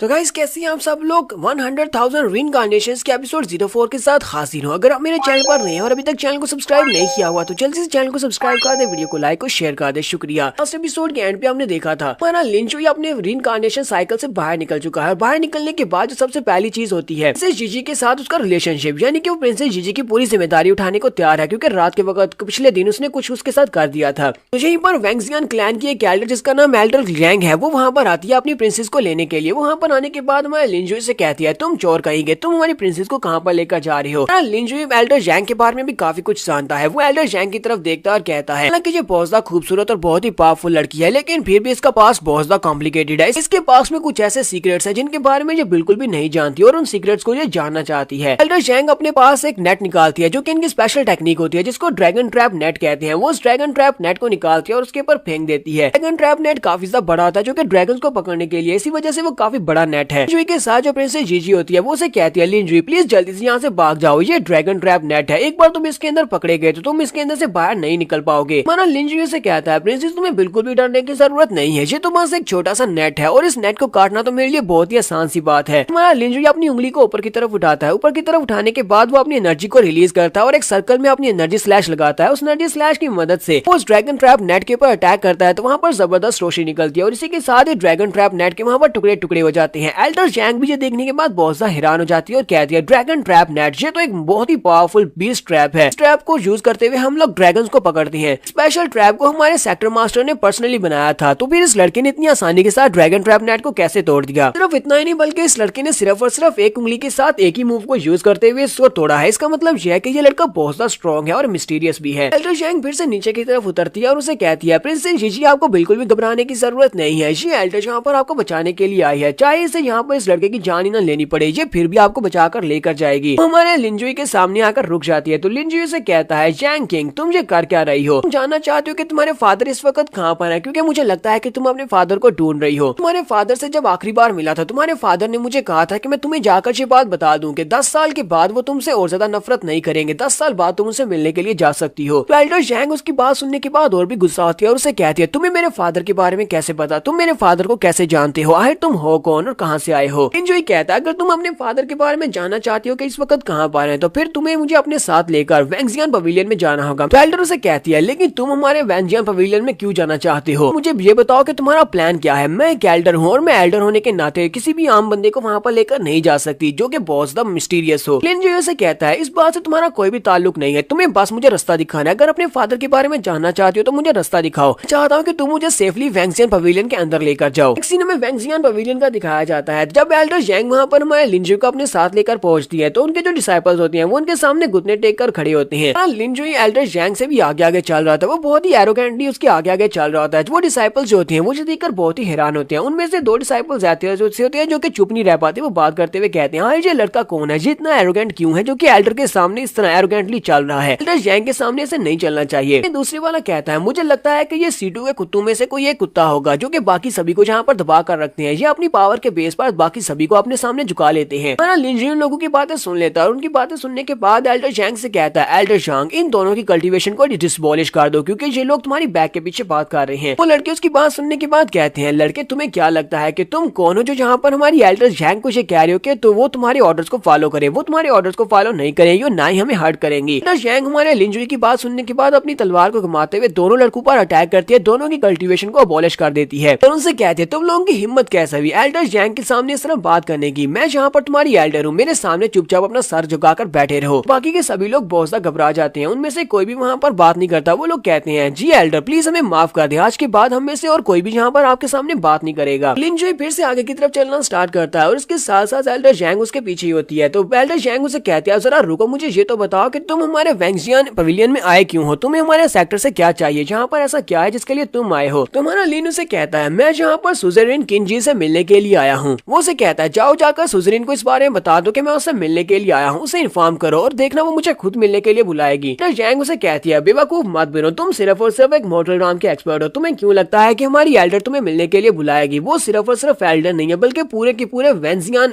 पवेलियन की मास्टर भी है। लिंजुई कहता है, ये तो वक्त ही बताएगा कि वो मुझसे मिलती है या नहीं। तुम्हें क्यों लगता है मुझसे नहीं मिलेगी? वो आगे बढ़ता है, जीजी के सर पे हाथ रखते हुए कहता है, जीजी जाओ जाकर रेस्ट करो, पर मैं जहाँ का काम खत्म कर लूँ, मैं जाकर मास्टर से मिल लूँ, उसके बाद मैं तुमसे मिलने के लिए जरूर आऊंगा। वो उसे कहती है, अच्छा ठीक है। फिर वो भागती वहाँ से चली जाती है। जबकि एल्डर जैंग पीछे खड़ी सोच रही होती है, आखिर इस लड़के ने उस लड़की के ऊपर ऐसा क्या जादू कर दिया है कि हमारी लिटिल सेंटेंस जीजी इसकी बातों को कितनी ओबीडियंटली मान रही है। वो चुपचाप इसकी बात मानकर यहाँ से चली गई। पर लिंजुई एल्डर जैंग को कहता है कि मैं यहाँ पर तुम्हें एक फार्मूला बताने वाला हूँ, तुम्हें जाकर अपनी मास्टर को ये फार्मूला बताना है। अगर तुम्हारी मास्टर ने ये फार्मूला सुन लिया तो देखना वो खुद मुझे बुलाएगी अपने आप से मिलने के लिए। इसके साथ ही हमारा लिंजुई से वो सारा फार्मूला बता देता है। तो ये फार्मूला मेरे तो किसी काम का नहीं है और ना ही मेरे पल्ले पड़ने वाला है, इसी वजह से मैं यहाँ पर इसको नहीं एक्सप्लेन करूंगा। एल्डर जैंग उसकी बात सुनने के बाद कहती है, इसने जो फार्मूला बताया है ये तो काफी ज्यादा स्पेशल लगता है और इस तरह की बातें मेरी मास्टर को ही समझ आती है। हालांकि मुझे ये समझ में नहीं आया, लेकिन हो सकता है कि मास्टर सुज़ेरिन को ये समझ आ जाए। तो जाके उसको बताकर देखते हैं, क्या पता वो इस लड़के को मिलने के लिए इनवाइट कर ले। एल्डर जैंग उसे कहती है, ठीक है मैं जाकर अपनी मास्टर सुज़ेरिन को ये बताने वाली हूँ, तुम यहीं पर रुकना, इंतजार करना, मैं वापस आकर तुम्हें बताती हूँ। जो इसे कहता है, ठीक है मैं यहीं पर तुम्हारा इंतजार करूंगा। तो हमारा लिंजुई वहीं पर रुका होता है। तो उसी वक्त उसे साइड के ऊपर से आवाज आती है, कोई कहता है, सीनियर ब्रदर वॉच आउट। साथ ही ग्राउंड में बच्चे प्रैक्टिस कर रहे होते हैं, वो तलवारबाजी की प्रैक्टिस कर रहे होते हैं। एक लड़की एक लड़के के साथ फाइट कर रही होती है और अपनी तलवार के अटैक के साथ वो उस लड़के को हरा देती है। तो लिंजुई वहीं पर पहुंच जाता है। आगे के लड़के उसकी तारीफें कर रहे होते हैं। वो उसे कहते हैं, जूनियर सिस्टर तुम तो वाकई में बहुत अमेजिंग हो, तुमने अभी अभी जिस मूव को यूज किया वो एक्स्ट्रा ऑर्डिनरी था। लिंजुई वहाँ पर आता है और उनसे कहता है, लड़को तुम लोग क्या यहाँ पर स्वर टेक्निक को मास्टर करने की कोशिश कर रहे हो? उनमें से कुछ लड़के तो गेट पर थे, वो लोग उसे देखते ही बहुत ज्यादा घबरा जाते हैं और चिल्लाकर कहते हैं, तो वही है। तो लिंजुई उन लोगों से कहता है, तुम्हें मुझसे घबराने की जरूरत नहीं है, मैं कोई बुरा इंसान तो बिल्कुल भी नहीं हूँ, मैं एक बहुत ही अच्छा इंसान हूँ। जैसे तुम बाकी सभी लोगों से बात करते हो वैसे मुझसे भी बात करो। वो सभी लड़के जल्दी से उसके सामने अपने घुटने टेक देते हैं और चिल्लाकर उसे कहते हैं, प्लीज हमें माफ कर दो, हमारे साथ कुछ भी बुरा मत करना, हम लोग तुमसे माफी मांगते हैं, हम लोग बस यहाँ पर ट्रेनिंग कर रहे थे। तो वो जूनियर सिस्टर हमारे लिंजुई की तरफ देखती है और कहती है, तुम कौन हो? यहाँ पर ये सभी लोग तुम्हारे सामने इतने वियर्डली क्यों बिहेव कर रहे हैं? तो वो लड़के पीछे की तरफ घूमते हैं और अपनी सीनियर जूनियर सिस्टर को बताते हैं। वो कहते हैं, तुमने दरवाजे के ऊपर दोनों डिसाइपल्स को नहीं देखा, उन दोनों डिसाइपल्स की कल्टीवेशन को डिबॉलिश कर दिया गया है। क्योंकि उन लोगों ने इस लड़के के खिलाफ वहाँ पर बुरी बातें की थी। इसी वजह से एल्डर जैंग ने उन दोनों को सजा देकर उनकी कल्टीवेशन को अबॉलिश कर दिया। इस वजह से हम लोग घबराए हुए हैं, कहीं हम लोग हमारे मुंह से कोई ऐसी बात ना निकल जाए जिससे हम लोग इसको प्रोवोक कर दें और कहीं हमारी कल्टीवेशन भी अबॉलिश न कर दी जाए। हमारा लिन जुई आगे बढ़ता है और उस लड़की से कहता है, यहाँ पर ये बात इंपॉर्टेंट नहीं है कि मैं कौन हूँ, सभी लोग मुझसे डर रहे हैं लेकिन तुम्हें डरने की जरूरत नहीं है। पर इंपॉर्टेंट बात तो यह है कि मैं यहाँ पर तुम्हारी इस इंटरेस्टिंग टेक्निक को देखने के लिए आया हूँ। तुम यहाँ पर जिस टेक्निक को यूज कर रही हो, मुझे पता है कि तुम डेरिवेटिव स्वर्ड स्किल्स यूज कर रही हो, लेकिन तुमने इस प्रैक्टिस को गलत किया है, यानी कि तुमने इसको गलत प्रैक्टिस किया है। ये बात सुनते ही वो लड़की भी हैरान होती है और कहती है, क्या तुमने अभी भी क्या कहा कि मैंने इसको गलत प्रैक्टिस किया है, लेकिन तुम्हें हमारे डेरिवेटिव स्वर्ड स्किल के बारे में कैसे पता है? ये तो वैंगजियन पवेलियन का एक स्किल है। लिन जुई से बताता है कि कैसे तुम इस टेक्निक को यहाँ पर ठीक कर सकती हो। वो उसे इसके बारे में बताता है इसको कैसे ठीक करना है। जब तुम तलवार को उठाती हो तुम्हारी इंटेंशन सामने की तरफ होनी चाहिए कि पीछे की तरफ होनी चाहिए। बाद वो उसे कुछ बताता है जो कि उसी के पल्ले बढ़ने वाला है, मेरे पल्ले नहीं पड़ता। ये बात सुनते ही वो लड़की भी काफी हैरान होती है। उसे भी लगता है कि इसने जो टेक्निक बताई है वो ठीक बताई है। वो उसे कहती है, मास्टर मुझे बताएं कि मैं इसको कहाँ से प्रैक्टिस करना स्टार्ट करूँ। हमारा लिन जुई वहीं पर बैठ जाता है, अपने कंधे पे हाथ रखता है और कहता है, मैं तुम्हें दिखा सकता हूँ, मैं तुम्हें सिखा सकता हूँ अगर तुम मुझसे सीखना चाहती हो, लेकिन वो क्या है ना कि मेरे कंधे में बहुत ज्यादा दर्द हो रहा है। तुम्हें अच्छी तरह से पता है कि मेरे कंधे में दर्द हो रहा है, तो तुम्हें क्या करना है? अगर तुम सीखना चाहती हो तो फिर जल्दी से मुझे दिखाओ कि तुम्हारे पास कौन से मैजिक स्किल्स हैं। बस सुनते ही वो लड़की शर्माना शुरू कर देती है। फिर साथ ही वो कहती है, अच्छा अच्छा ठीक है, और वो उसके पीछे वाली साइड पर जाती है, जाकर उसका कंधा दबाना स्टार्ट कर दिया है। हमारा लिन जुई कहता है, हाँ मुझे अब काफी अच्छा महसूस हो रहा है, तो इसके बाद मैं सोचूंगा कि तुम्हें ये सिखाना है या नहीं। क्योंकि सभी लड़के गुस्सा हो रहे होते हैं और कहते हैं, हम लोग भी जूनियर सिस्टर से हम लोग ये सब कुछ करवाना चाहते हैं, लेकिन इस लड़के ने देखो कितनी आसानी से इससे ये सब कुछ करवा लिया। ये लड़का तो कुछ ज्यादा ही बेशर्म है, किस तरह ये लड़कियों से अपनी खिदमत करवा रहा है। तो उसी वक्त एल्डर जैंग भी वहाँ पर आ जाती है। वो लिन जुई से कहती है, लिन जुई चलो जल्दी से आ जाओ, मेन हाल में हमारी चीफ सुजरीन तुमसे मिलना चाहती है। लिन जुई इस छोटी लड़की से कहता है, ठीक है बाय, मुझे यहाँ से जाना होगा तुम्हारी मास्टर से मिलने के लिए, तो फिलहाल के लिए मैं तुम्हें कुछ भी नहीं सिखाऊंगा, बाद में तुमसे बात करूंगा। लिन जुई इस लड़की को बाय बोलने के बाद मास्टर सुजरीन से मिलने के लिए चला जाता है। उसके चले जाने के बाद मास्टर जैंग अपनी स्टूडेंट चियर से कहती है, चियर तुम्हें पता है ना कि तुम्हारा मकसद क्या है? तुम्हारा मकसद और मार्शल आर्ट्स के सेकंड राउंड में कदम रखना है, लेकिन तुम यहाँ पर कर क्या रही हो? तुम बस इन बच्चों के साथ यहाँ पर प्रैक्टिस कर रही हो। तुम्हें बताया था कि तुम्हें आम मार्शल आर्ट्स की टेक्निक्स को मास्टर नहीं करना। तो चियर अपनी मास्टर से कहती है, मास्टर ये बंदा कौन था? इस बंदे को हमारे डेरिवेटिव स्वर्ड स्किल के बारे में पता था और उसने मुझे यहाँ पर यह भी बताया कि मैं यहाँ पर गलती कर रही हूँ, मैं इस लास्ट मूव को अच्छे से प्रैक्टिस नहीं कर रही। तो जैंग उसे कहती है, ये किस तरह की बातें कर रही हो? तुम्हें पता है ना कि हमारा ये डेरिवेटिव स्वर्ड स्किल ये वैंजियन सेक्टर का सीक्रेट स्किल है, इसके बारे में किसी को कुछ भी नहीं पता। और स्पेशली तुम्हारा ये लास्ट मूव जो 10वां मूव है, यानी कि इसकी जो 10वीं फॉर्म है वो अभी तक डिसाइफर भी नहीं की गई। फिर इस लड़के को इस बारे में कैसे पता चल सकता है? वो लड़की अपने बाजू को ऊपर की तरफ उठाती है और उसे कहती है, मास्टर जैंग जरा देखना, उस लड़के ने मुझे जिस तरह बताया मैं बिल्कुल वैसे ही इसको दोबारा प्रैक्टिस करके देखने वाली हूँ। क्या वाकई में उसने सही बताया या गलत बताया? जब वो अपनी तलवार को ऊपर की तरफ उठाती है तो वो ठीक से उस टेक्निक को परफॉर्म कर लेती है। इसमें अभी भी कुछ थोड़ी बहुत कमी पेशियां बाकी है। एल्डर जैंग इस बात से बहुत ज्यादा हैरान होती है और कहती है, ये इम्पॉसिबल है, हमारी फैमिली की सीक्रेट टेक्निक इस लड़के को कैसे पता चल गई? और 10th फॉर्म तो अभी तक रिलीज भी नहीं हुई, तो फिर इसको कैसे पता चला कि इस टेक्निक को इस तरह परफॉर्म करना है?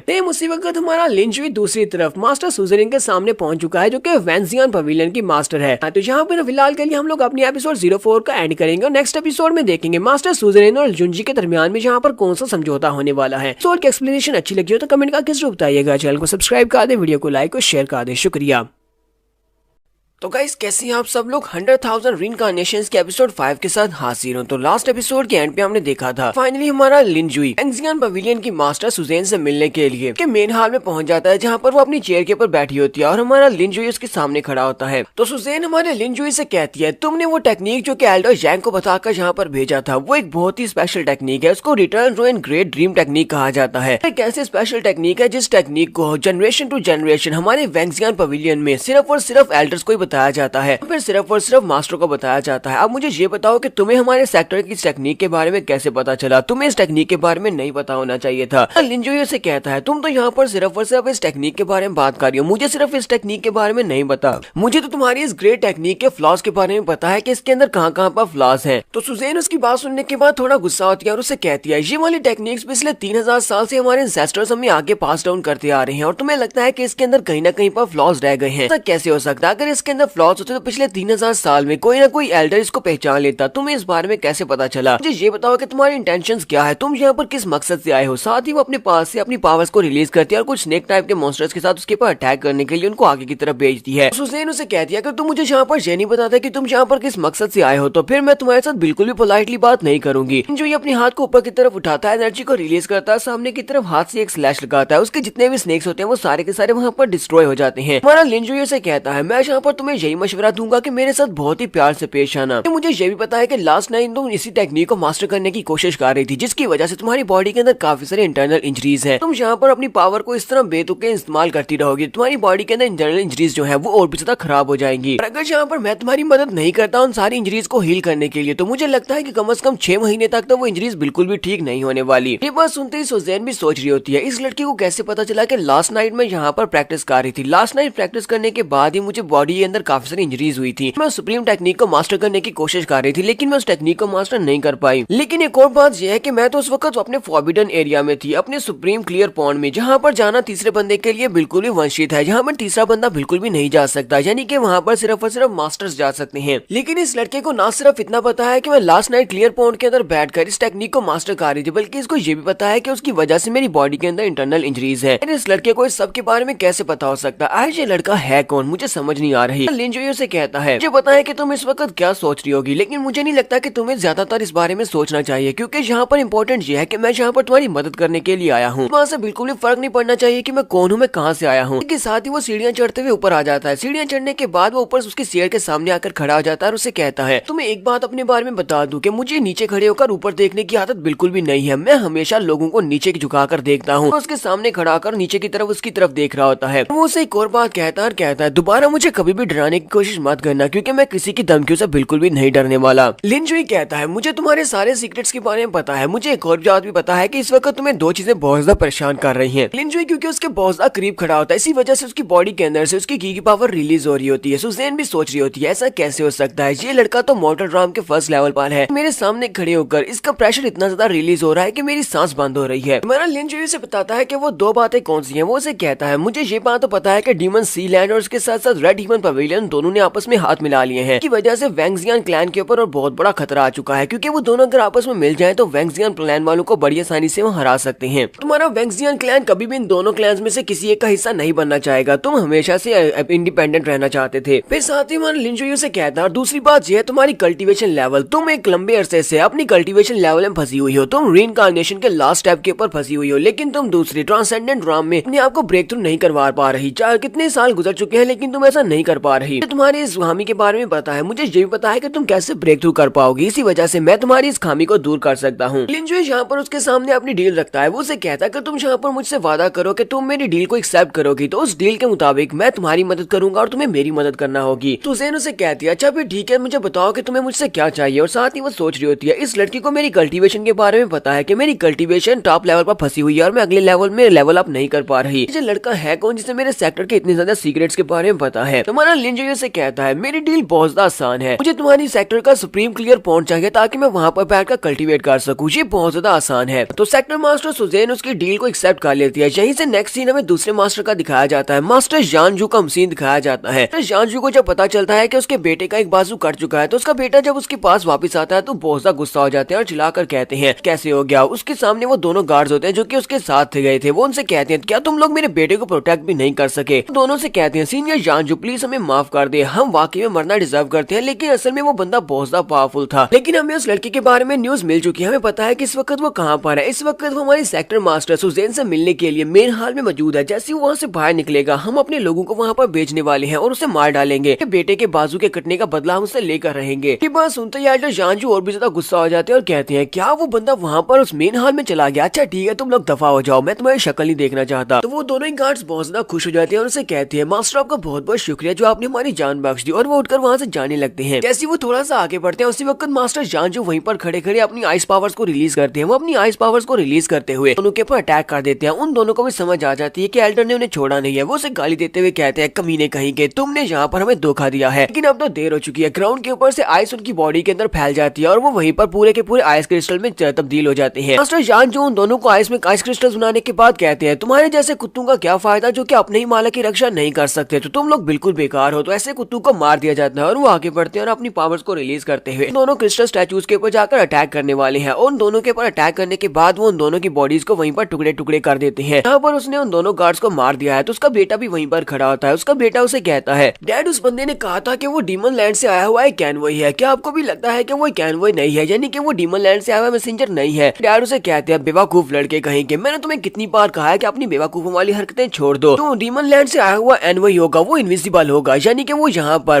किसी को अपने आप के बारे में बताएगा नहीं कि वो डीमन लैंड से आया हुआ एक एनवॉय है और वो इतना ज्यादा पावरफुल होगा कि मैं भी उससे डरूंगा। लेकिन तुम जहाँ पर जिस बारे में बता रहे हो कि वो सिर्फ और सिर्फ मोर्टल राम का एक एक्सपर्ट था, तुम्हें क्या लगता है कि मोर्टल राम का कोई एक्सपर्ट डीमन लैंड से आया हुआ कोई एक्सपर्ट हो सकता है? फिर साथ ही वो अपने बेटे से कहती है लेकिन तुम्हें ज्यादा परेशान होने की जरूरत नहीं है, उसने तुम्हारे साथ जो कुछ भी किया इस बात का बदला मैं लेकर रहूंगा। तब तक वो लड़का हॉन्गमैंग कॉन्टिनेंट के ऊपर रहेगा, तब तक वो मेरे हाथ से नहीं बच सकता। मैं उसे ढूंढूंगा, ढूंढ कर उसे मार डालूंगा। सीटू जॉय भी वहाँ पर जोर जोर से रोना शुरू कर देता है और अपने फादर से कहता है फादर प्लीज आपको मेरा बदला लेना होगा, उसने मेरे साथ बहुत ही बुरा किया है। कहीं से नेक्स्ट सीन फिर से हमें मेन हाल का दिखाया जाता है तो हमारा लिन जुई सुजैन के सामने खड़ा होता है। सुजैन उसकी रिक्वेस्ट को एक्सेप्ट कर लेती है। वो कहती है ठीक है मुझे तुम्हारी डील मंजूर है। साथ ही वो उसे कहती है लेकिन तुम्हें पता है कि सुप्रीम क्लियर पॉइंट वो हमारा फॉरबिडन एरिया है, वहाँ पर कोई भी ऐसे एंटर नहीं हो सकता। मैं और मेरी छोटी बहन जो कि लिटिल सेंटेंस है जी, उसके अलावा यहाँ पर कोई भी नहीं जा सकता। इसी वजह से मुझे यहाँ पर तुम्हें एक टाइटल देना होगा, मुझे तुम्हारी आइडेंटिटी को चेंज करना होगा। फिलहाल के लिए मैं अपने सेक्टर का तुम्हें सेंट किंग बनाती हूँ। सेंट किंग की आइडेंटिटी तुम्हें मिलेगी जब हम दोनों की डील पूरी हो जाएगी, उसके बाद हम तुम्हारी आइडेंटिटी तुमसे वापस ले लेंगे। लिन जुई से कहता है ठीक है हम दोनों में डील हो गई, मैं सुप्रीम क्लियर पॉइंट में तुम रात के वक्त तुमसे मिलूंगा, तुम्हें भी वहाँ पर आना होगा, वहाँ पर मैं तुम्हारी मदद करूंगा तुम्हारी कल्टीवेशन को बढ़ाने में, साथ ही मैं तुम्हें हील भी करूंगा। तो उसे कहती है तो अभी हम लोग वहाँ पर क्यों नहीं जा सकते, रात के वक्त क्यों आना है? लिन जुई से कहता है क्योंकि फिलहाल के लिए यहाँ पर एक और बड़ा मसला है जिसको हमें निपटना है, क्योंकि उसी वक्त उन्हें बाहर से आवाज आ रही होती है क्योंकि एल्डर जानजू वहाँ पर पहुंच रहे होते हैं। हमारा लिन जुई से कहता है तो फिलहाल के लिए यहाँ पर एक मसला है जिसे सुलझाना है, तुम्हारे दरवाजे के पर मुश्किल आ चुकी है। एल्डर जानजू वहाँ पर पहुंचते हैं और कहते हैं कि मैं यहाँ पर आने में लेट हो गया, क्या मैंने यहाँ पर कुछ इंपॉर्टेंट बातें मिस कर दी हैं? तो सुजैन उसे कहती है एल्डर जानजू आप इस वक्त यहाँ पर क्या कर रहे हैं? एल्डर जानजू वहाँ पर आते हैं, उनको पहले रिस्पेक्ट देते हैं क्योंकि वो उनकी सेक्टर की चीफ है, इसी वजह से। फिर साथ ही वो से कहते हैं मैंने सुना है कि हमारी लिटिल सेंटेंस को किसी ने किडनैप कर लिया था, लास्ट नाइट किसी ने उसे किडनैप किया था और उसके बाद सुबह के वक्त एल्डर क्लैंग उसको बचाने के लिए गई थी और उसको बचाकर वहाँ से वापस ले आई है। क्या ये बात वाकई में सच है? तो सुजैन उसे कहती है हाँ ये बात वाकई में सच है। एल्डर जानजू सर क्या आपने कहा कि हमारी लिटिल सेंटेंस को किसी ने किडनैप कर लिया था और उसके बाद एल्डर जैंग उसे बचाकर लेकर आई है। फिर साथ ही एल्डर जानजू की नजर हमारे लिन जुई के ऊपर पड़ती है। वो लिन की तरफ देखते हैं और सोच रहे होते हैं ये तो वाकई में मोर्टल राम का एक एक्सपर्ट है, यानी कि जितना भी स्ट्रॉन्ग नहीं है। हमारा लिन जुई भी उसे वहाँ पर हेलो बोलता है। जैसे वो उसे हेलो बोलता है तो एल्डर बहुत ज्यादा गुस्सा हो जाते हैं और गुस्सा होने के बाद वो जल्दी से लिन के ऊपर अटैक करने के लिए आगे बढ़ते हैं और कहते हैं मैंने सुना है कि यही वो लड़का है जिसने हमारी फेरी को किडनैप किया था, तो मैं इसको बिल्कुल भी नहीं छोड़ने वाला, मैं इसको सजा देता हूँ। और वो बड़ी स्पीड से हमारे लिन जुई के ऊपर अटैक करने के लिए आगे बढ़े होते हैं। अपने हाथ के ऊपर अपनी आइस के कवच को भी चढ़ा लिया होता है और अपनी आइस पावर को रिलीज करते हुए जैसे उसे मारने के लिए उसके करीब पहुंचते हैं, उसी वक्त हमारा लिन उनके सामने से गायब हो जाता है। लिन उनके सामने से गायब होने के बाद उसके पीछे वाली साइड पर पहुंच जाता है और अपनी उंगली को उसके सर के ऊपर रखता है और कहता है मैंने तो ऐसा बिल्कुल भी नहीं सोचा था कि एल्डर जानजू मुझे देखते ही यहाँ पर इतने ज्यादा उतावले हो जाएंगे कि मुझे गले मिलने के लिए इतनी स्पीड से आगे बढ़ेंगे। अफसोस की बात यह है कि मैं फिलहाल के लिए आपको गले से नहीं लगा सकता, अगर आप चाहें तो मैं अपनी उंगली को यूज कर सकता हूँ। एल्डर जानजू बेचारा बहुत ज्यादा घबरा जाता है और कहता है ऐसा कैसे हो सकता है, ये इतनी स्पीड के साथ मेरे पीछे कैसे पहुंच गया, ये तो सिर्फ एक मोर्टल राम का एक्सपर्ट है, फिर इसकी स्पीड मुझसे भी ज्यादा कैसे हो सकती है कि अगर मैंने जहाँ पर थोड़ी सी गलती की तो ये अपनी उंगली के अंदर से एनर्जी को रिलीज करेगा और मेरा सर उड़ा देगा। सुजैन भी एल्डर जानजू से कहती है एल्डर जानजू आपकी इस बात का क्या मतलब है, आपने इस लड़के के ऊपर अटैक क्यों किया है? जानजू से कहता है तुम आप यहाँ पर मेरी बात को गलत मत समझना, मैं तो सिर्फ और सिर्फ अपनी सेंटेंस के लिए सब कुछ कर रहा हूँ। हमारी सेंटेंस लिटिल फेरी उसका स्टेटस हमारे सेक्टर में बहुत ज्यादा हाई है और मैंने सुना है कि इसी लड़के ने उसे किडनैप किया था, इसी वजह से मैं अपने आप को रोक नहीं पाया। अब यहाँ पर इसको खड़े करके इससे बातें कर रही है, मुझे तो लगा था कि आपने अभी तक इसको पकड़कर जेल में डाल दिया होगा ताकि इसको इंटेरोगेट किया जा सके किसने ये सब कुछ क्यों किया है। तो यहाँ पर हम लोग अपनी एपिसोड 5 का एंड करेंगे और नेक्स्ट एपिसोड में देखेंगे जानजू को किस तरह चीफ यहाँ पर शांत करने वाली है। तो एक्सप्लेनेशन अच्छी लगी हो तो कमेंट करके जरूर बताइएगा, चैनल को सब्सक्राइब कर दे, वीडियो को लाइक और शेयर कर दें, शुक्रिया।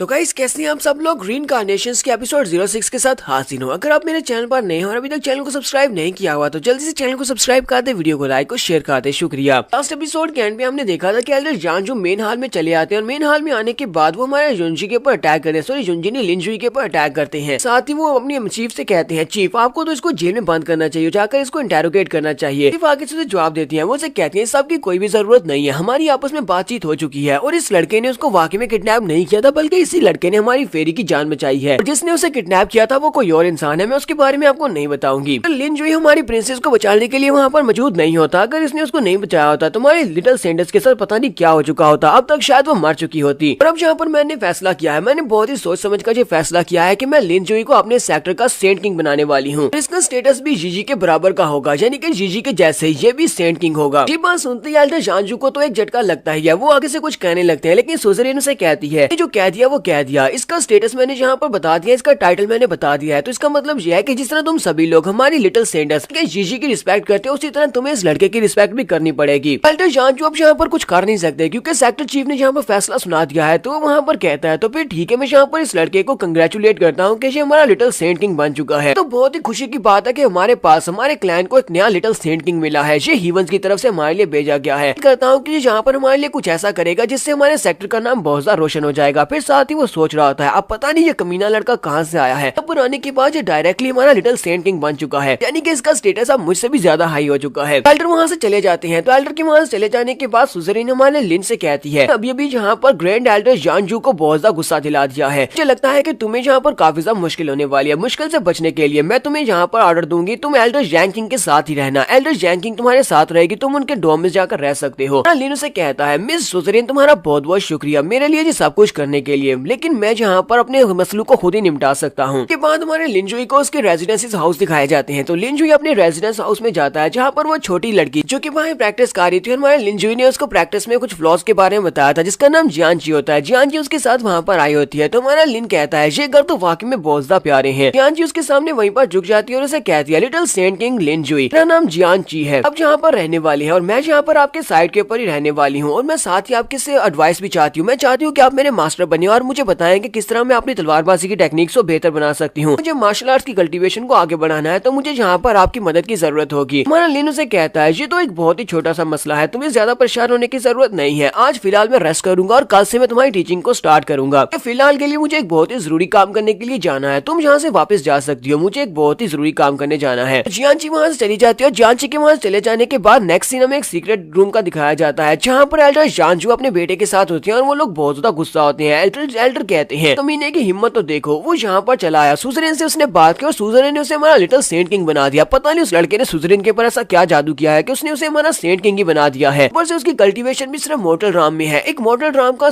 लिटिल सेंट किंग कैसे हो सकता है। उसका बेटा भी काफी ज्यादा गुस्से में होता है और कहता है फादर मुझे भी ये बात खत्म नहीं हो रही, मैं इस बात को मानने को तैयार नहीं हूँ। उसके फादर उसे कहते हैं अब हम लोग यहाँ पर कुछ भी नहीं कर सकते, लेकिन मुझे इतना पता है कि उसके लड़के के बारे में कुछ ना कुछ तो यहाँ पर खराब चल रहा है कि वो लड़का अपनी ट्रू पावर्स को यहाँ पर छुपा रहा है। मैंने उस लड़के के ऊपर अपनी फुल स्ट्रेंथ के साथ अटैक किया था, लेकिन उस लड़के ने मेरी फुल स्ट्रेंथ को भी वहाँ पर अवॉइड करते हुए मेरे पीछे वाली साइड पर चला गया। उसकी स्पीड भी मुझसे ज्यादा थी, मुझे यकीन नहीं हो रहा कि उसने ऐसा कैसे किया था। टीटू जो है अपने फादर से कहा था फादर उस लड़के के पास बहुत सारी एक्सेप्शनल मेडिसिन भी हैं। कल मैंने वहाँ पर जीजी को किडनैप करने के लिए उसे एक पॉइजन भी दिया था, वो एक बहुत ही स्पेशल पॉइजन था, लेकिन उस लड़के ने उसे कुछ मेडिसिन दी जिस मेडिसिन की मदद से उसने उसकी बॉडी के अंदर से पॉइजन के इफेक्ट को खत्म कर दिया। मुझे लगता है कि सुजरेन ने इन सारी बातों के ऊपर पर्दा डालने के लिए कि उनकी लिटिल सेंडर्स को किसी ने किडनैप कर लिया था और उसे पॉइजन भी दिया गया था, इन सारी बातों को छुपाने के लिए इस लड़के को जिसने उसकी जान बचाई है उसको डायरेक्टली लिटिल सेंट किंग बना दिया है ताकि ये सारी बातें यहीं पर कवर हो जाए। फादर उसे कहते हैं ये सारी बात की तो मुझे समझ आ रही है, लेकिन फिलहाल मुझे एक ही बात की समझ नहीं आ रही कि हम उसे मारेंगे कैसे, क्योंकि फिलहाल तो उसको मारना इम्पॉसिबल हो चुका है, वो हमारा लिटिल सेंट किंग बन चुका है। लिंड्रे वहीं पर पहुंच जाता है और कहता है तो मुझे बताओ कि यहाँ पर कौन ऐसा है जो मुझे मारना चाहता है, अगर तुम मुझे मारना चाहते हो तो अभी मुझे मार सकते हो। देखकर तो एल्डर जानचू बहुत ज्यादा गुस्सा भी होते हैं और साथ ही खुश भी होते हैं और कहते हैं जरा तुम्हारी हिम्मत तो देखो कि तुम मेरे ही यहाँ पर सीक्रेट पैलेस में चले आए जहाँ पर बैठकर मैं कल्टीवेट करता हूँ। अब जबकि तुम यहाँ पर चले ही आए हो तो फिर मुझे ये बता दो तुम यहाँ से जिंदा वापस कैसे जा पाओगे। तुम्हारे लिटिल सेंट किंग का जो टाइटल है वो तुम्हें यहाँ से बचाकर वापस नहीं ले जा पाएगा। अगर मैं तुम्हें यहाँ पर मार डालता हूँ तो कोई भी किसी को पता भी नहीं चलेगा। हमारा लिंजी उसके सामने बड़े एटीट्यूड के साथ खड़े होकर उसे कहता है 30 साल गुजर चुके हैं लेकिन तुम एक कुत्ते के कुत्ते ही रहे, तुम यहाँ पर वो चीज हासिल नहीं कर पाए जिसको हासिल करने के लिए तुम्हारे ऊपर वाले लोगों ने तुम्हें यहाँ पर भेजा था। तुम एक वफादार कुत्ते बिल्कुल भी नहीं हो। बड़ी अफसोस की बात है कि तुम अभी तक उस पॉन्ड की मिस्ट्री को सॉल्व नहीं कर पाए। तुम्हें 30 साल गुजर चुके हैं, अभी तक तुमने ग्रेट रूइन ड्रीम टेक्निक को भी नहीं सीख पाए जो कि तुम ग्रेट रूइन टेक्निक को सीखने के लिए यहाँ पर आए थे ताकि तुम आगे उसको पहचान सको। और सिर्फ इतना ही नहीं बल्कि तुमने अपने बेटे C2 जोई को सेवंथ एम्परर की फियांसी को किडनैप करने के लिए भेज दिया। तुम लोगों की हिम्मत तो बहुत ज्यादा बढ़ चुकी है। तुम्हें क्या लगा था कि सेवंथ एम्परर इस बात को इसी तरह जाने देंगे। वो अपने पास एक बिल निकालता और कहता है कि इतने साल गुजरने के बाद अब तुम्हें इस एंटीडोट की जरूरत बिल्कुल भी नहीं है। ये एंटीडोट जो मैं तुम्हारे लिए लेकर आया हूँ। देखते ही बहुत ज्यादा हैरान हो जाते हैं और कहते हैं ये तो जियाओ पॉइजन पिल है, इसके पास ये पिल कहाँ से आई है? कहीं ऐसा तो नहीं है कि ये वाकई में डीमन सी लैंड से आया हुआ वो मैसेंजर है? जल्दी से हमारे लिंजुई के सामने अपना सर झुका देता है और एल्डर जानजू कहता है हाँ ये बात वाकई में सच है कि मैं एक कुत्ता हूँ, मैं एक बहुत ही लो क्वालिटी का कुत्ता हूँ। अपने ग्रेट एनवई को यहाँ पर रिस्पेक्ट देता हूँ, प्लीज मुझे माफ कर दे, मैं आपको पहचान नहीं पाया। साथ ही वो अपने बेटे C2 जॉय से भी कहते हैं कमीने कहेंगे जल्दी से यहाँ पर आओ और इसके सामने अपना सर झुकाते हुए इसको रिस्पेक्ट दो, ये डीमन सी लैंड से आए हुए हमारे मैसेंजर है। जल्दी से भागता हुआ हमारे लिन के सामने आकर झुक जाता है। दोनों उसके सामने अपने सर झुकाकर बैठ बैठे होते हैं। लेकिन सीटू जो ही साथ इस बारे में सोच रहा होता है, वो कहता है फादर ने तो कहा था कि ये मैसेंजर नहीं है, लेकिन देखो जरा अब फादर भी इसके सामने अपना सर झुकाकर बैठे हुए हैं, इसका मतलब यह है कि ये वाकई में मैसेंजर था। हमारा लिन जोई उसके बेटे सीटू से कहता है, सीटू जोई लास्ट टाइम मैंने तुम्हारा सिर्फ और सिर्फ एक बाजू काटा था क्योंकि मैंने तुम्हारे पर तरस खाया था, इसी वजह से मैंने तुम्हें जिंदा छोड़ दिया था। देखो तो सही, तुम यहाँ पर वापस आने के बाद अपनी मिस्टेक के ऊपर रिपेंट करने की बजाय तुम यहाँ पर दोबारा मुझे मारने का प्लान बना रहे हो और तुम्हारा फादर वाकई में यहाँ पर सब कुछ बर्बाद करने पर तुले हुए हो। तुम लोग यहाँ पर पिछले 30 साल से हो, लेकिन तुम लोग उस क्लियर पॉइंट की मिस्ट्री को हासिल नहीं कर पाए, लेकिन मैं एक ही दिन में यहाँ पर आकर तुम्हारा सेंट किंग बन गया और उस क्लियर पॉइंट की मिस्ट्री को हासिल करने वाला हूँ। तुम दोनों को पता है कि तुम लोगों ने यहाँ पर कौन से क्राइम्स किए हैं। तो मास्टर जान जो चिल्लाकर उसे कहते हैं, सर प्लीज मुझे माफ कर दे, तुम लोग वाकई में अंधे हो गए थे और आपको पहचान नहीं पाए थे। आपको पता है कि मेरी बॉडी के अंदर इस वक्त पॉइजन है और तो आपके पास जो जियाओ पॉइजन पिल है, इसी की मदद से मैं अपने पॉइजन के इफेक्ट्स को कम कर सकता हूँ। अगर वो पॉइजन के इफेक्ट्स कम नहीं हुए, बॉडी के अंदर जो पॉइजन है और भी ज्यादा एग्रेसिव हो जाएगा। मैं यहाँ पर आपसे भीख मांगता हूँ कि आप इस जियाओ पिल को मुझे दे दें, जो कि मेरे पॉइजन का एंटीडोट है। इस पिल की मदद से मैं अपनी सफरिंग्स को कम कर सकता हूँ। उसके बाद मैं आपके सारे के सारे ऑर्डर्स को फॉलो करूंगा, जो भी आप कहेंगे मैं उन ऑर्डर्स को फॉलो करूंगा, यहाँ तक कि आपके लिए मरने को भी तैयार हूँ। लीन अपने पास उस पिल को उसकी तरफ फेंक देता और कहता है, चलो जो कुछ भी हो चुका है उस सबको भूल जाओ। अब मैं यहाँ पर तुम दोनों को एक नई बात बताता हूँ कि तुम दोनों को प्लान में कुछ भी ऐसा उल्टा सीधा नहीं करना जिससे कि मेरा प्लान फ्लॉप हो जाए, क्योंकि अब यहाँ पर मैं खुद आ चुका हूँ, तो प्लान को मैं खुद अपनी मर्जी से पूरा करूंगा और तुम्हें जो भी कहूंगा तुम्हें वो करना होगा। तो मास्टर शान जो उस पिल को कैच कर लेते हैं और उसे कहते हैं, सर आपका बहुत बहुत शुक्रिया, ये कुत्ता आपकी बात को हमेशा याद रखेगा। आपने मुझे ये एंटीडोट दिया, मेरे पर बहुत बड़ा एहसान किया। और साथ ही वो एंटीडोट को खा जाता है, साथ ही सोच रहा होता है, समझ नहीं आ रही कि इस एनवी ने यहाँ पर एंटीडोट को इतनी आसानी के साथ मुझे कैसे दे दिया, लेकिन ये तो अच्छी बात है कि इसने एंटीडोट वाली पिल मुझे दे दी है। वो पिल को खा जाता है। पिल को खाने के बाद हमारा लीन उसे कहता है, क्योंकि मैंने तुम्हें यहाँ पर पिल दे दी है तो मैं तुम्हें बता दूं, पिल को मैंने अपने हाथों से रिफाइन किया है, तो मैं कभी भी इस पिल के इफेक्ट्स को खत्म कर सकता हूँ। यहाँ पर मेरे हर ऑर्डर्स को फॉलो करना होगा। अगर तुम मेरे ऑर्डर्स को फॉलो नहीं करते हो, यहाँ पर कुछ भी उल्टा सीधा करने की कोशिश करते हो, तो मैं इस पिल के इफेक्ट को खत्म कर दूंगा, जिससे पॉइजन तुम्हारी बॉडी में फैल जाएगा और तुम मर जाओगे। मास्टर शान जो भी अपनी बॉडी की तरफ देखते हैं, उनके हार्ट के ऊपर सील लग चुकी है उस पिल के खाने के बाद। साथ ही वो हमारे लिंजोई के सामने अपना सर फिर से झुका देते हैं और कहते हैं, प्लीज एनवेड आपको बिल्कुल परेशान होने की जरूरत नहीं है, अब दोबारा ऐसा बिल्कुल भी नहीं होगा। हम कोई भी उल्टा सीधा काम नहीं करेंगे, तो आप कहेंगे हम सिर्फ और सिर्फ वही काम करेंगे। थोड़ी देर तक वो वहीं पर झुक कर रहते हैं, फिर सामने देखता है तो उसके सामने कुछ भी नहीं होता। लिंजोई वहाँ से गायब हो चुका होता है। तो लिंजोई वहाँ से गायब होने के बाद सीधा क्लियर पॉइंट के अंदर चला जाता है, जो कि फॉरबिडन एरिया है। इस पॉइंट के अंदर मिस सोजरिन पहले से मौजूद होती है। लिंजोई वहाँ पर पहुंचता है, वो उसे कहती है, तो फाइनली तुम आ ही गई, मैं तुम्हारे इंतजार कर रही, तुम लेट हो। लिंजोई वहाँ पर आने के बाद अपने कपड़े उतार देता है और उससे कहता है, चलो जल्दी से अपनी टॉप ड्रेस को ऊपर से उतार दो। ये बात सुनते ही वो बहुत ज्यादा गुस्सा हो जाती है। सोजरिन उसे कहती है, ये क्या बकवास है, तुम यहाँ पर किस बारे में सोच रहे हो, तुम ऐसा वैसा कुछ भी मत सोचना वरना मैं तुम्हें मार डालूंगी। लिंजोई से कहता है, प्लीज यहाँ पर ऐसा तो मत कहो, मुझे तुम्हारी बॉडी में कोई भी इंटरेस्ट नहीं है, ना ही मुझे यहाँ पर इस तरह का कोई भी काम करना है। मैं चाहता हूँ कि थोड़ी देर के लिए तुम अपनी ईगो को उतार कर साइड के ऊपर रख दो। मैं यहाँ पर जिस कल्टीवेशन मेथड को यूज करते हुए तुम्हारी बॉडी के अंदर कल्टीवेशन को बढ़ाने वाला और पॉइजन को रिमूव करने वाला, उस टेक्निक के लिए तुम्हारे ऊपर के कपड़ों को उतारना बहुत ज्यादा जरूरी है, ताकि डायरेक्टली तुम्हारी बॉडी के अंदर मैं अपनी की पावर को इंसर्ट कर सकूं। तुम्हें पता है कि तुम अभी तक अपने आप को ब्रेक थ्रू क्यों नहीं कर पाए। ब्रेक थ्रू करने के लिए जिन और यांग दोनों एनर्जीज की जरूरत पड़ती है। तुम एक लड़की है तो तुम्हारे पास जिन एनर्जी तो बहुत ज्यादा है। तुमने पिछले कई सालों में अपनी बॉडी में बहुत सारी जिन एनर्जी को इकट्ठा करके रखा है, तुमने कभी किसी के साथ डुअल कल्टीवेट नहीं किया, जिसकी वजह से तुम्हारे पास यांग एनर्जी की बहुत ज्यादा कमी है। तो तुम चाहो तो तुम इसको रिजेक्ट कर सकती हो। तो वो उसकी बात सुनने के बाद जल्दी से अपनी टॉप ड्रेस को उतार देती है और कहती है, ठीक है मैं तुम्हारे पर भरोसा करती हूँ, अगर तुमने मेरा भरोसा तोड़ा तो फिर मैं यहीं पर तुम्हारे पर अटैक करके तुम्हें मार डालूंगी। तुम्हारा लिंजोई भी वहीं पर पानी के अंदर आ जाता है और उसे कहता है, दूसरी तरफ मुंह करके खड़ी रहो। तो वो उसके पीछे वाली साइड पर आकर खड़ा होता है और कहता है, बस यहीं पर चुपचाप खड़ी रहना। अपनी पाम में अपनी पावर्स को रिलीज करते हुए उसकी बॉडी के अंदर अपनी की पावर को इंसर्ट करने लगा है। वो अपनी पाम को उसके कमर के ऊपर रखता है और साथ ही एनर्जी को उसकी बॉडी में इम्ब्यूट करता है। यहाँ पर हम लोग अपनी एपिसोड 6 का एंड करेंगे और नेक्स्ट एपिसोड में देखेंगे क्या हमारा लिंजोई इसकी बॉडी के अंदर एनर्जी को इम्ब्यूट करने में कामयाब रहेगा और क्या इसको ब्रेक थ्रू करवा पाएगा। एपिसोड की एक्सप्लेनेशन अच्छी लगी हो तो कमेंट करके जरूर बताइएगा। चैनल को सब्सक्राइब कर दे, वीडियो को लाइक और शेयर कर दें। शुक्रिया।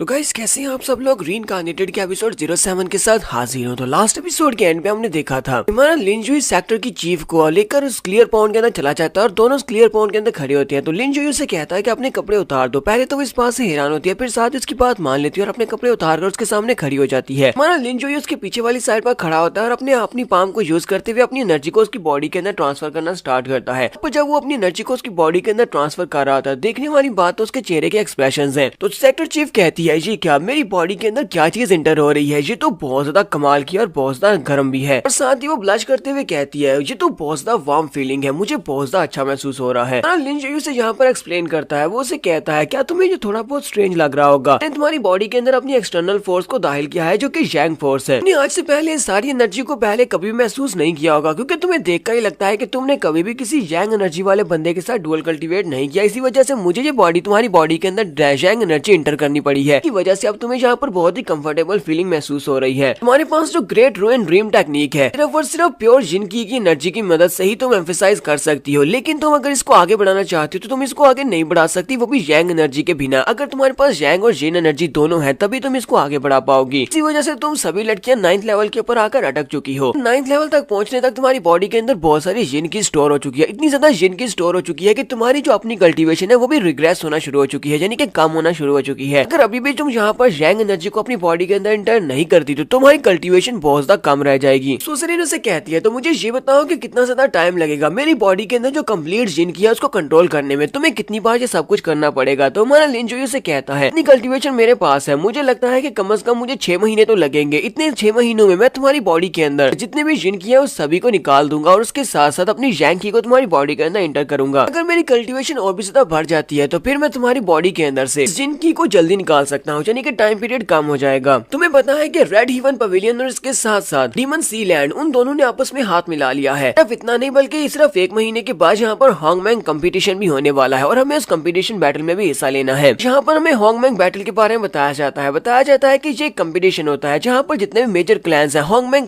कॉन्टिनेंट के वो सारे आकर एक दूसरे के साथ फाइट करते हैं। सिर्फ और सिर्फ क्वालिफिकेशंस वाले टैलेंटेड लोगों को ही वहाँ पर इस कंपटीशन में हिस्सा लेने की इजाजत होती है। जो भी इस कंपटीशन को जीतता है उसके क्लैन मेंबर्स को डाओ रिवर के अंदर जाने का मौका मिलता है। डाओ रिवर जो है वो होंगमेंग कॉन्टिनेंट में एंशिएंट टाइम से यहाँ पर बह रहा है। डाओ रिवर के अंदर बैठकर कल्टीवेट करने से आपकी कल्टीवेशन तेजी के साथ बढ़ती है, लेकिन सिर्फ और सिर्फ उसी क्लैन को उस डाओ रिवर के अंदर जाने की इजाजत मिलती है जो कि होंगमेंग कंपटीशन में अपने आप को जिताते हैं, उनका क्लैन ही वहाँ पर जा सकता है। इसी वजह से होंगमेंग का जो कंपटीशन होता है ये बहुत ज्यादा इंपॉर्टेंट होता है। सभी क्लैन के मेंबर्स यहाँ पर अपनी जी जान लगा देते हैं ताकि वो टॉप पोजीशन के पर पहुंच सके। तो सुसरीन हमारे लिन जुई को बताती है कि हमारे होंगमेंग कॉन्टिनेंट में बहुत सारे छोटे मोटे क्लैंस हैं, यहाँ तक कि बहुत सारे सेक्टर्स भी हैं। इनमें 3 बड़े पावरफुल क्लैंस हैं जिनके पास ज्यादा पावर्स हैं। इन तीनों क्लैंस में से कोई एक क्लैन ही होता है जो कि हमेशा टॉप पोजीशन के ऊपर आता है और हमारा फॉरगॉटन इमॉर्टल क्लैन यानी कि हमारा वैंगजियान क्लैन ये तो किसी भी खाते में नहीं आता, यानी कि हमारा क्लैन बाकी के सभी क्लैंस में से सबसे ज्यादा कमजोर है। अगर मैं सच कहूँ तो पिछले कई साल हम लोग यहाँ पर इस कंपटीशन में हिस्सा लेते रहे हैं और हम लोग कभी भी नहीं जीत पाए, इसी वजह से मैंने गिव अप कर दिया है। हम लोग इस बार कंपटीशन में हिस्सा नहीं लेंगे। लिन जुई से कहता है ये टाइम गिव अप करने का तो बिल्कुल भी नहीं है, क्योंकि अभी जो तुम्हारे पास मैं आया हूँ, कहता है जबकि तुम्हारे पास मेरी हेल्प है तो इसका मतलब यह है कि हम लोग इस बार के कंपटीशन को जीत सकते हैं। तुम्हें वही करना होगा जो मैं तुम्हें कहता हूँ, तो तुम बिल्कुल ठीक रहोगे और हम लोग इस कंपटीशन को जीत पाएंगे। इस सुसरीन से कहती है अच्छा ठीक है, जो तुम कहोगे मैं वही करूंगी। और उसके बाद वो पीछे की तरफ मुड़ जाता है और कहता है आज के लिए इतना काफी, अब जाओ तुम यहाँ से चली जाओ और जाकर कल का इंतजार करो, क्योंकि मैं यहीं पर रहने वाला हूँ, रहकर कल्टीवेट करूंगा और कल रात के वक्त तुम इसी वक्त सेम टाइम पर मुझे मिलना, हम लोग दोबारा से यहाँ पर यही प्रोसीजर करेंगे। उसके वहाँ से चले जाने के बाद हमारा लिन जुई वहीं पर बैठकर कल्टीवेट करता है। थोड़ी देर कल्टीवेट करने के बाद हमारा लिन जुई कहता है ये पूर्ण तो वाकई में बहुत ज्यादा अमेजिंग है। यहाँ पर ब्रिलियंट की पावर इतनी ज्यादा है कि उसको एब्जॉर्ब करने के बाद जो कि इमॉर्टल राम का कल्टीवेटर था, अब मैं स्पिरिट राम का कल्टीवेटर बन चुका हूँ। अब मुझे पता चला कि क्लियर पॉन्ड के अंदर बैठकर कल्टीवेट करना कैसा होता है। अपनी पिछली 1 लाख साल की जिंदगी में यहाँ पर आना चाहता था, लेकिन मुझे कभी भी यहाँ पर आने नहीं दिया गया। लिन जुई वहाँ पर प्रैक्टिस कंप्लीट करने के बाद वहाँ से वापस अपने रूम की तरफ आ रहा होता है। जैसे वो रूम की तरफ वापस आता है, जियांची वहाँ पर पहले से बैठी होती है, वो उसका इंतजार कर रही होती है। तुम्हारा लिन जुई से कहता है लड़की तुम यहाँ पर क्या कर रही हो, क्या तुम मेरा इंतजार कर रही हो? तो वो उसे कहती है मास्टर सेंट किंग लिटिल सेंट आपका अंदर इंतजार कर रही है, वो कब से आपका इंतजार कर रही है, मैंने उसको अंदर बिठा दिया था, इसलिए आप जल्दी ही यहाँ पर आने वाले हैं। तुम्हारा लिन जुई से कहता है क्या वाकई में वो अंदर मेरा इंतजार कर रही है? तुम्हारा लिन जुई जल्दी से अंदर चला जाता है। हमारा लिन जुई अंदर जाता है तो लिटिल सेंटस यानी कि प्रिंसेस ये जल्दी से भागती हुई आगे बढ़ती है और उसे कहती है तो फाइनली तुम वापस आएगी, मैंने तुम्हारा कितना ज्यादा इंतजार किया। हमारा लिन जुई भी अपने गले से लगा लेता है और कहता है जी तुम यहाँ पर क्या कर रही हो, क्या तुम मुझसे मिलने के लिए आई हो? वो उसे कहती है हाँ मैं तुम्हारे बारे में काफी ज्यादा परेशान थी, मैंने सुना कि तुम सेक्टर चीफ से मिलने के लिए गए थे और सेक्टर चीफ ने काफी ज्यादा मुश्किल से ट्रीट किया है, इसी वजह से मैं यहाँ पर तुमसे मिलने के लिए आई हूँ। साथ ही वो कहती है मैंने ये भी सुना है कि मेरी बड़ी बहन यानी कि सुजरेन ने तुम्हें हमारा सेंट किंग बना दिया है। मेरी बहन ने आज तक पहले किसी भी इंसान के साथ ये सब कुछ नहीं किया, इस बात से मुझे बहुत ज्यादा हैरानी हो रही है। क्या मेरी बहन ने ऐसा क्यों किया होगा, उसने तुम्हारे साथ ये क्यों किया? तुम्हारा लिन जुई से कहता हो सकता है कि मेरे पास कुछ स्पेशल एडवांटेज है, इसी वजह से उसने मेरे साथ ये सब कुछ किया है, क्योंकि मैं तुमसे प्यार करता हूँ इसी वजह से। वो उसे कहती है हाँ तुम वाकई में एक बहुत ही बुरे लड़की, और साथ ही वो शर्मा भी रही होती है। ये दोनों यहीं पर बैठकर आपस में गप्पे लगा रहे होते हैं, जबकि जियांजी वहीं पर साइड के ऊपर बैठी होती है। जीजी उसे कहती है, ब्रदर लिनजुई, मुझे नहीं लगा था कि एक इंसान के साथ मिलकर इतना ज्यादा मजा आएगा, तो मुझे तुम्हारे साथ मिलकर बहुत ज्यादा मजा आ रहा है। साथ ही वो उसे कहती है, तुम्हें पता है ना कि हम लोगों ने वो सब कुछ कर लिया हुआ है, इसी वजह से जीजी आज के बाद सिर्फ और सिर्फ तुम्हारी है। ये प्रिंसेस हमेशा तुम्हारा इंतजार करेगी और किसी भी दूसरे इंसान को अपने आप को टच भी नहीं करने देगी। 2 साल के बाद अगर डीमन एम्परर यहाँ पर समन करने के लिए आते हैं, क्योंकि 2 साल के बाद डीमन एम्परर के साथ मेरी शादी होनी है, अगर वो मुझे लेने के लिए आते भी हैं तब भी मैं उनको रिजेक्ट कर दूंगी, मैं उनके साथ बिल्कुल भी नहीं जाने वाली, मुझे जहाँ पर मरना ही क्यों ना पड़े। यहाँ पर फिर से डीमन एम्परर के बारे में बताया जाता है कि डीमन एम्परर जिसके साथ इसकी शादी होनी है 2 साल के बाद, उसका नाम कीजी है, वो नाथरन स्टार राम का एम्परर है। 2 साल के बाद वो बहुत सारी लड़कियों के साथ शादी करने वाला है। 2 साल के बाद आसपास के जितने भी पावरफुल क्लैंस हैं उन सभी में से बहुत ही स्पेशल लड़कियों को उसकी शादी करने के लिए चूज किया गया है, में से प्रिंसेस जीजी भी एक है, ताकि वो इन सभी को फर्नेस के तौर पर यूज कर सके। वो इन सभी के साथ डुअल कल्टीवेट करने के बाद इन सभी की प्योर की पावर को लेना चाहता है, इसी वजह से वो इतनी ज्यादा लड़कियों के साथ शादी कर रहा है। लेकिन असल में बात यह है कि इन सभी की कल्टीवेशन की पावर लेने के बाद इनका कुछ भी नहीं बचता, ये सारी की सारी लड़कियां मर जाती हैं। अरे लिनजुई को तो ये सारी की सारी बात पता होती है। लिनजुई कहता है, अब जबकि तुम मेरी लड़की बन चुकी हो, यानी कि अब तुम मेरी गर्लफ्रेंड हो, तो इस बात का भरोसा रखो कि मैं कोई ना कोई ऐसा तरीका ढूंढ लूंगा कि 2 साल के बाद तुम्हें उस एम्परर के साथ जाना नहीं पड़ेगा। तो प्रिंसेस जीजी भी इस बात से बहुत ज्यादा खुश हो जाती है और उसे कहती है, ब्रदर लिनजुई, तुम्हारा बहुत बहुत शुक्रिया, अब काफी ज्यादा देर हो चुकी है, अब मुझे भी वापस चलना चाहिए, तुम भी जाकर सो जाओ। साथ ही जहाँ पर प्रिंसेस जियांजी के लिए रिक्वेस्ट भी कर देती है, वो उसे कहती है, ब्रदर लिनजुई, जियांजी मेरी बहुत ही अच्छी दोस्त है, अगर तुम इसको गाइड कर सको तो प्लीज इसको गाइड जरूर करना, मैं चाहती हूँ कि तुम इसके मास्टर बनकर इसको ट्रेन करो। लिनजुई से कहता है, हाँ क्यों नहीं, तुम इसके बारे में बिल्कुल परेशान ना हो, मैंने इसे पहले ही कहा था कि मैं इसका मास्टर बनकर इसको ट्रेन करूंगा। जियांजी भी हमारे लिनजुई से कहती है, मैं प्रिंसेस को वापस इसके डॉम्स तक छोड़कर आती हूँ ताकि फिर मैं आकर आपसे तलवारबाजी की टेक्निक सीख सकूं। तो हमारा लिनजुई से कहता है, अच्छा ठीक है, रास्ते में बहुत ज्यादा ध्यान रखना। जियांजी भी यहाँ पर यही सोच रही होती है कि इन दोनों के दरमियान में किस किस्म का रिलेशनशिप है। प्रिंसेस यहाँ पर इससे आकर मिल रही है, ये भी उसके साथ बड़ी हंसकर बातें कर रहा था। दोनों वहां से चली जाती है। उनके चले जाने के बाद हमारा लिनजुई वहीं पर खड़ा खड़ा सोच रहा होता है, चलो ठीक है, हम सोने का टाइम हो चुका है। फिर साथ ही वो ऊंची आवाज में कहता है, अब जबकि तुम्हारे डिसाइपल और प्रिंसेस जीजी यहाँ से चले गए हैं, तो मुझे लगता है कि तुम्हें मेरे साथ ही आकर सोना चाहिए। हमारा लिनजुई यहाँ पर एल्डर जैंग से बात कर रहा होता है, क्योंकि एल्डर जैंग वहीं पर दीवार के पीछे छुपी होती है और लिनजुई को महसूस हो जाता है। एल्डर जैंग भी जल्दी से वहाँ से बाहर निकल आती है और उसे कहती है, सेंट किंग प्लीज आपको यहाँ पर तमीज से बात करनी चाहिए, मैं यहाँ पर आपके साथ नहीं सो सकती, क्योंकि मैं इस पूरे वैंगजियान क्लैन की 12 एल्डर्स में से एक महान एल्डर हूँ। हमारा लिनजुई इसकी बात सुनने के बाद कहता है, तुम एक एल्डर हो तो इस बात का क्या मतलब है, मुझे ये बताओ, क्या एल्डर का ओहदा सेंट किंग से ज्यादा होता है? वो उसे कहती है, नहीं। लिनजुई साथ ही उसकी बड़ी बड़ी चेस्ट को घूर कर देख रहा होता है, वो अपनी चेस्ट को छुपाते हुए कहती है, ये तुम क्या कर रहे हो, तुम किस तरफ देख रहे हो, तुम एक बहुत ही बेशरम लड़के हो। लिनजुई से कहता है, मैंने इस तरह का कुछ भी नहीं सोचा और ना ही मैं कोई बहुत ही बेशरम इंसान हूँ, चलो चुपचाप मेरे साथ अंदर आ जाओ। लिनजुई से कहता है, तुम्हारी सेक्टर चीफ सुजरीन ने कहा था कि मुझे एल्डर जैंग के साथ रहना है, तो आज मैं तुम्हारी रेजिडेंस में ही रहने वाला हूँ, तो तुम जहाँ पर मुझे अपने साथ लेकर आई थी और तुम ये सेक्टर चीफ के पास मुझे लेकर भी गई थी, तो चुपचाप मेरे साथ आ जाओ। नहीं लगता कि अगर तुम मेरे साथ रहोगी कि तुम्हें अपने फादर के बारे में इन्फॉर्मेशन ज्यादा जल्दी मिल सकती है, इसी वजह से मुझे लगता है कि हम दोनों को आज के बाद एक दूसरे के साथ ही रहना चाहिए। वो उसे चिल्लाकर कहती है, नहीं, मैं ये बिल्कुल भी नहीं करने वाली, ये बताओ कि तुम मुझे अपने साथ रखकर मुझसे क्या करवाना चाहते हो। जो कमरे के अंदर चला जाता है, बेड के ऊपर बैठता है और उसे इशारा करते हुए कहता है, कुछ भी नहीं, चलो जल्दी से यहाँ पर आकर मेरे पास बैठो। तो तुम यहाँ पर मेरे पास आकर बैठती हो तो जनरली मैं तुम्हें बता ही दूंगा कि तुम्हारा फादर इस वक्त कहाँ पर है, उसकी लोकेशन क्या है। तुम नहीं बैठती तो फिर मैं तुम्हें कुछ भी नहीं बताऊंगा। एल्डर जैंग उसकी बात मानने को बिल्कुल भी तैयार नहीं होती, वो शर्माते हुए कहती है, मैं तुम्हारी बात बिल्कुल भी नहीं मानूंगी। तो लिनजुई कहता है, तुम्हारे पास 2 ऑप्शन है, या तो यहाँ पर आकर मेरे पास बैठ जाओ या फिर चुपचाप यहाँ से वापस मुड़ जाओ और वापस मत आना। वो उसकी बात सुनने के बाद और भी ज्यादा ब्लश कर रही होती है। फिर साथ ही वो कहती है, मेरे पास तो कोई ऑप्शन नहीं है, और वो सीधी आकर उसके साथ ही बिस्तर के ऊपर बैठ जाती है और उसे कहती है, अब तुम ये मत कहना कि तुम्हें मेरे साथ कुछ और भी करना है। हमारा लिनजुई से कहता है, नहीं नहीं, बिल्कुल बेफिक्र हो जाओ, मुझे तुम्हारे साथ और कुछ भी नहीं करना। और साथ ही वो बिस्तर के ऊपर वहीं पर लेट जाता है। उसे कहता है, तुम्हारे साथ आज कुछ भी नहीं होने वाला, और वहीं पर वो सो जाता है। एल्डर जैंग जब लिनजुई की तरफ देखती है तो वो बड़ी आराम से वहाँ पर सो रहा होता है। वो कहती है, ऐसा कैसे हो सकता है, ये इतनी जल्दी सो कैसे गया, मुझे तो लगा था कि यहाँ पर मेरे साथ कोई गंदी हरकत करेगा, लेकिन ये तो बहुत अच्छी बात है कि ये चुपचाप यहाँ पर सो गया है। समझ नहीं आ रही कि इस लड़के ने मुझे अंदर क्यों बुलाया और अपने साथ बेड के ऊपर क्यों बिठाया, मुझे तो लगा था ये कुछ और करने वाला है, लेकिन ये तो यहाँ पर बड़े आराम से सो रहा है। चलो ठीक है, फिर मैं भी यहाँ पर सो जाती हूँ। यहाँ पर हम लोग अपनी एपिसोड 07 का एंड करेंगे। एपिसोड की एक्सप्लेनेशन अच्छी लगी हो तो कमेंट करके जरूर बताइएगा। चैनल को सब्सक्राइब कर दें, वीडियो को लाइक और शेयर कर दें। शुक्रिया।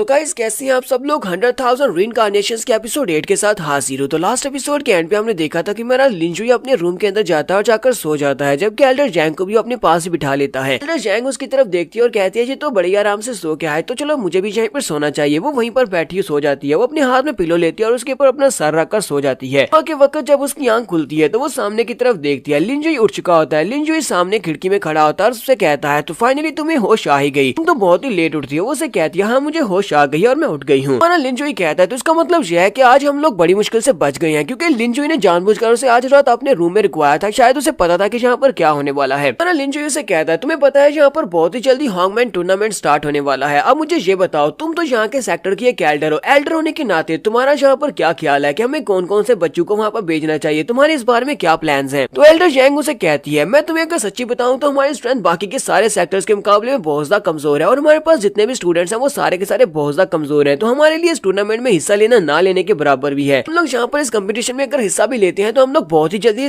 इसमें एलिमिनेट होकर बाहर आ जाएंगे। हमारा लिंजुई से कहता है तुम्हें ये सारी बातें अच्छी तरह से पता है कि हमारा क्लैन कितना ज्यादा कमजोर है, लेकिन अगर हम लोग यहाँ पर कुछ हेल्पर्स की मदद ले देते हैं मुझे लगता है कि हम लोग ये सब कुछ कर सकते हैं। हालांकि हमारे पास टाइम भी काफी ज्यादा कम है अपनी तैयारी के लिए। इस बार में बहुत ज्यादा कॉन्फिडेंट हूँ। मुझे लगता है कि हमारा सेक्टर जो है इस बार के हॉन्गमैन टूर्नामेंट को जीत सकता है और हम लोग डाउ रिवर में जा पाएंगे। तो एल्डर जैंग उसे कहती है क्या वाकई में तुम्हें लगता है कि हम इस बार की कंपटीशन को जीत सकते हैं? तुम कौन से हेल्पर्स की बात कर रहे हो कि हमें कौन से हेल्पर्स की जरूरत पड़ेगी? लिंजुई से कहता है तो सबसे पहले तो हमें यहाँ पर तुम्हारी जरूरत पड़ेगी। मैं इस महीने में यहाँ पर तुम्हें हीवनली डेरिवेटिव स्वर्ड टेक्निक को सिखाऊंगा, उसको बेहतर करने के बारे में बताऊंगा और उसके 10th लेवल को भी तुम्हें सिखाऊंगा। फिर तुम पहले से काफी ज्यादा बेहतर हो जाओगी। तुम्हारे अलावा दूसरा बंदा है जिसकी मुझे मदद चाहिए, उसका नाम लॉन्गलिन है। क्या तुमने सुना है कि इस वक्त वो कहाँ पर है? मैंने इतना तो पता है कि वो तुम्हारे सेक्टर का एक एल्डर है। तो एल्डर जैंग उसे कहती है क्या तुम यहाँ पर लॉन्गलिन की बात कर रहे हो? वो तो हमारे सेकंड पैलेस का एल्डर है। वो बहुत ही पावरफुल है लेकिन वो बहुत ज्यादा एरोगेंट है। इस वक्त वो बैक माउंटेन के ऊपर ट्रेनिंग कर रहा है। वो एक बहुत ही अलौफ किस्म का इंसान है, यानी कि वो हमेशा अकेले रहना चाहता है, कभी भी किसी को डिस्टर्ब करने के लिए वहाँ पर नहीं आने देता। जहाँ तक कि उस एरिया को फॉरबिडन एरिया कहा जाता है। चाहे कोई स्टूडेंट हो या कोई एल्डर हो, जब भी वहाँ पर जाता है वो उसके ऊपर अटैक कर देता है। अगर तुम वाकई में से मिलने के लिए जाने वाले हो तो फिर मैं भी तुम्हारे साथ चलती हूँ, कहीं ऐसा ना हो कि वो तुम्हारे पर अटैक करके तुम्हें मार डाले। लिंजुई से कहता है नहीं तुम्हें मेरे साथ आने की जरूरत नहीं है, मैं तुम्हें एक और जगह पर भेजने वाला हूँ, एक ऐसी जगह पर जहाँ पर किसी को तुम्हारी मदद की जरूरत है। तुम्हें वहाँ पर जाना होगा हिडन क्लैन में, वहाँ पर जाओ, जाकर किसी की जान बचाओ। मेरी बात को याद रखना, तुम्हें मिडनाइट से पहले वहाँ पर पहुंचना होगा वरना देर हो जाएगी और वो बंदा मर जाएगा। रही बात यहाँ पर लॉन्गलिन को वापस लेकर आने की, तो मैं जियांची को अपने साथ ले जाऊंगा। जियांची मेरे साथ जाएगी वहाँ पर लॉन्गलिन को वापस लाने के लिए। बात सुनने के बाद वो हैरान होती है और कहती है जी क्या जी जहाँ पर सेंट किंग और जियांची इन दोनों के दरमियान में आपस में ऐसा क्या चल रहा है? वो छोटी लड़की तो बहुत ज्यादा कमजोर है, लगता है कि इसे उस तरह के छोटे स्टूडेंट्स भी पसंद है। नेक्स्ट सीन हमें बाहर माउंटेन एरिया का दिखाया जाता है। लिंजुई अपने साथ जियांची को लेता है और वो दोनों ही बैक माउंटेन की तरफ चल पड़ती है। तो जियांची उसे कहती है लॉर्ड सेंट किंग हम लोग कहाँ पर जा रहे हैं? क्या हम लोग 7th पैलेस माउंटेन की तरफ जा रहे हैं जहाँ पर मास्टर लॉन्गलिन रहते हैं? लिंजुई से कहता है हाँ हम लोग वहीं पर जा रहे हैं, मास्टर लॉन्गलिन हमारे सामने वहीं पर प्रैक्टिस कर रहे हैं, बस थोड़ी दूर हम लोग वहाँ पर पहुँचने वाले हैं।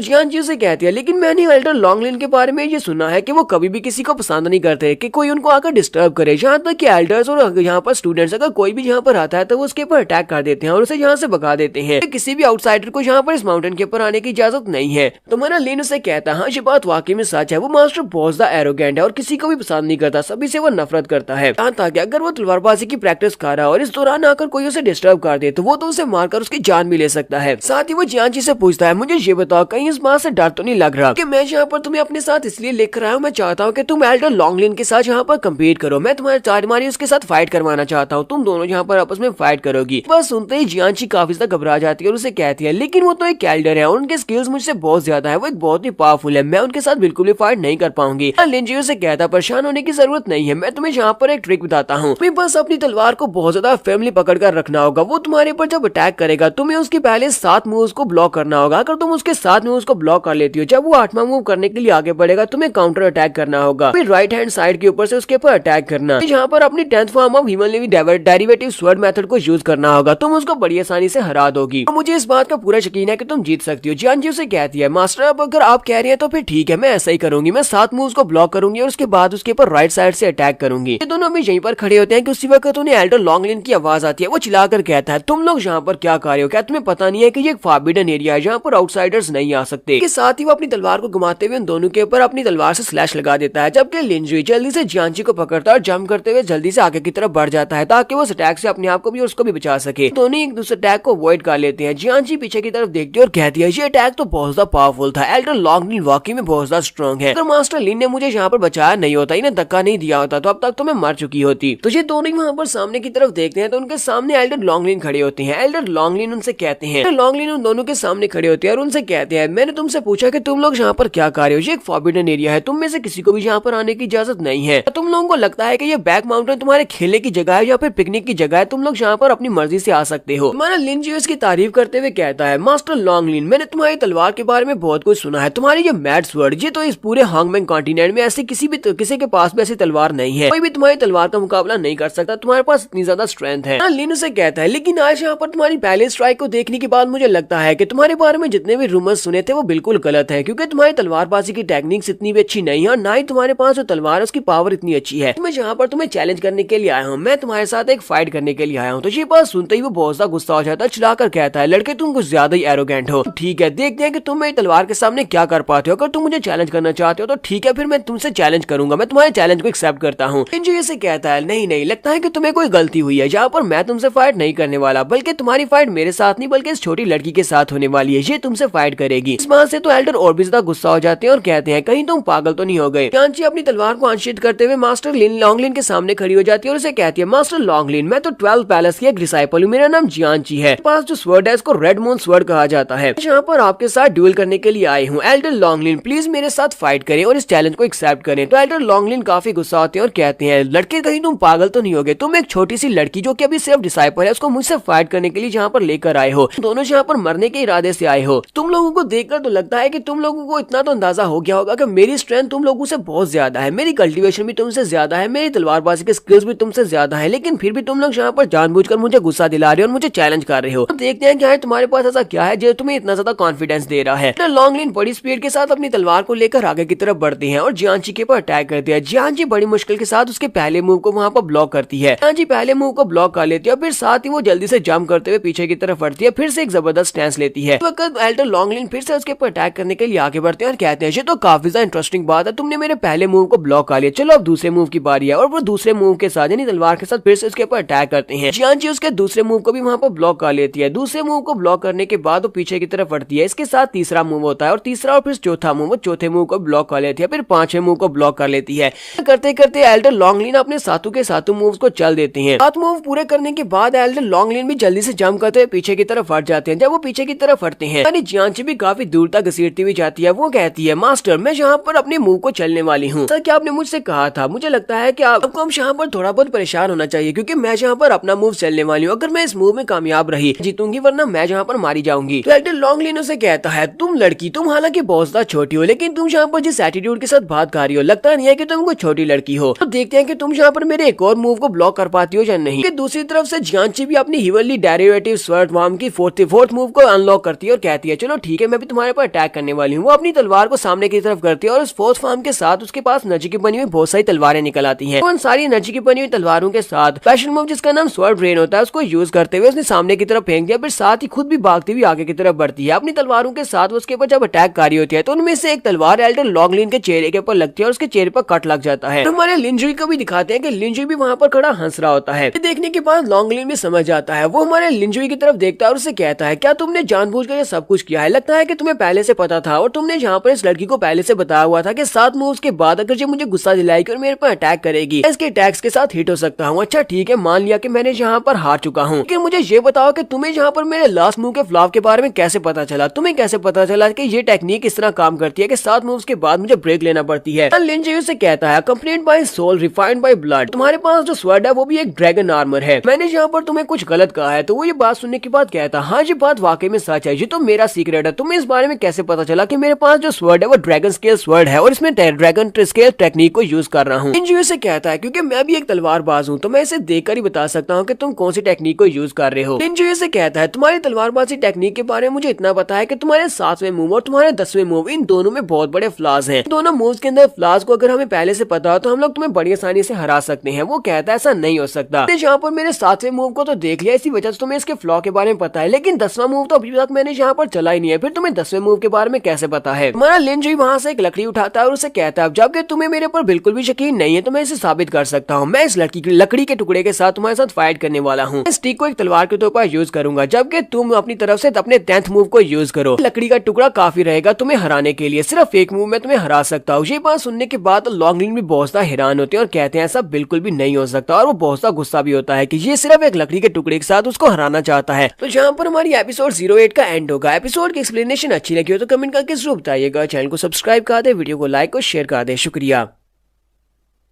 तो गाइस कैसे हैं आप सब लोग। रीइंकार्नेशन के एपिसोड 09 के साथ हाजिर होकर आप मेरे चैनल पर नए हैं और अभी तक चैनल को सब्सक्राइब नहीं किया हुआ तो जल्दी से चैनल को सब्सक्राइब कर दे, वीडियो को लाइक और शेयर कर दें। शुक्रिया। तो लास्ट एपिसोड के एंड पे हमने देखा था कि हमारा लिंचुई नीचे से एक लकड़ी का टुकड़ा उठाता है। मास्टर लॉन्गलिन से कहता है कि मैं इस लकड़ी के टुकड़े को इस्तेमाल करते हुए तुम्हें एक ही मूव में हरा सकता हूँ। मैं तुम्हें दिखाता हूँ कि तुम्हारे 10वें मूव के अंदर कौन सा फ्लॉ है। भी इस बात से काफी ज्यादा गुस्सा आ जाता है और कहता है क्या वाकई में तुम मुझे हरा सकते हो, चलो देखते हैं कि तुम यहाँ पर क्या कर पाते हो। अपनी तलवार को उठाता है और कहता है तो मैं अपनी ड्रैगन स्वॉर्ड के साथ ही तुम्हारे पर अटैक करने वाला हूँ। देखते हैं कि क्या तुम इस लकड़ी के टुकड़े के साथ अपने आप को डिफेंड कर पाते हो या नहीं। लिनजुई से कहता है तुम्हें बिल्कुल भी हेजिटेट करने की जरूरत नहीं है, तुम्हें अपनी फुल स्ट्रेंथ को यूज करना होगा। ये मत सोचना कि कहीं तलवार के साथ हिट होकर मैं मर न जाऊं, क्योंकि मैं तुम्हें पहले बता रहा हूँ कि इस लकड़ी के टुकड़े के साथ ही मैं तुम्हें हरा सकता हूँ। राइडर लॉन्गलिन बड़ी स्पीड से उसके ऊपर अटैक करने के लिए आगे बढ़ता है, अपनी तलवार को ऊपर उठाता है, जबरदस्त एनर्जी को रिलीज करते हुए ग्राउंड के अंदर अपनी तलवार को दंसा देता है। जब वो अपनी तलवार को ग्राउंड के अंदर दंसा देता है तो ग्राउंड के अंदर दंसने के बाद उसकी तलवार की एनर्जी आगे की तरफ बढ़ती है और ग्राउंड के अंदर से एक बड़ा सा ड्रैगन निकलता है। ये ब्लू कलर का ड्रैगन एल्डर लॉन्गलिन की एनर्जी होती है, जो कि ग्राउंड के अंदर से निकलने के बाद हमारे लिनजुई के ऊपर अटैक करने वाला है। लिन उसे कहता है जैसा कि मैंने एक्सपेक्ट किया था, तुम तो वाकई में काफी ज्यादा स्ट्रॉन्ग हो, लेकिन इतनी ज्यादा स्ट्रेंथ काफी नहीं है। बड़ा सा ड्रैगन हमारे लिनजुई के करीब पहुंच जाता है, अपना बड़ा सा मुंह खोलता है, हमारे लिनजुई को निकलने लगता है। जबकि हमारा लिन उसे कहता है अब मैं तुम्हें दिखाता हूँ कि तुम्हारे 10वें मूव के अंदर कौन से फ्लॉज हैं और मैं तुम्हें यहाँ पर 10वां मूव भी दिखाने वाला हूँ। असल में 10वां मूव कितना ज्यादा पावरफुल है, जो तुम यूज कर रहे हो वो भी 10वां मूव है, लेकिन वो इतना पावरफुल नहीं है। जो सेम टेक्निक को यूज करते हुए 10वें मूव को वहाँ पर एक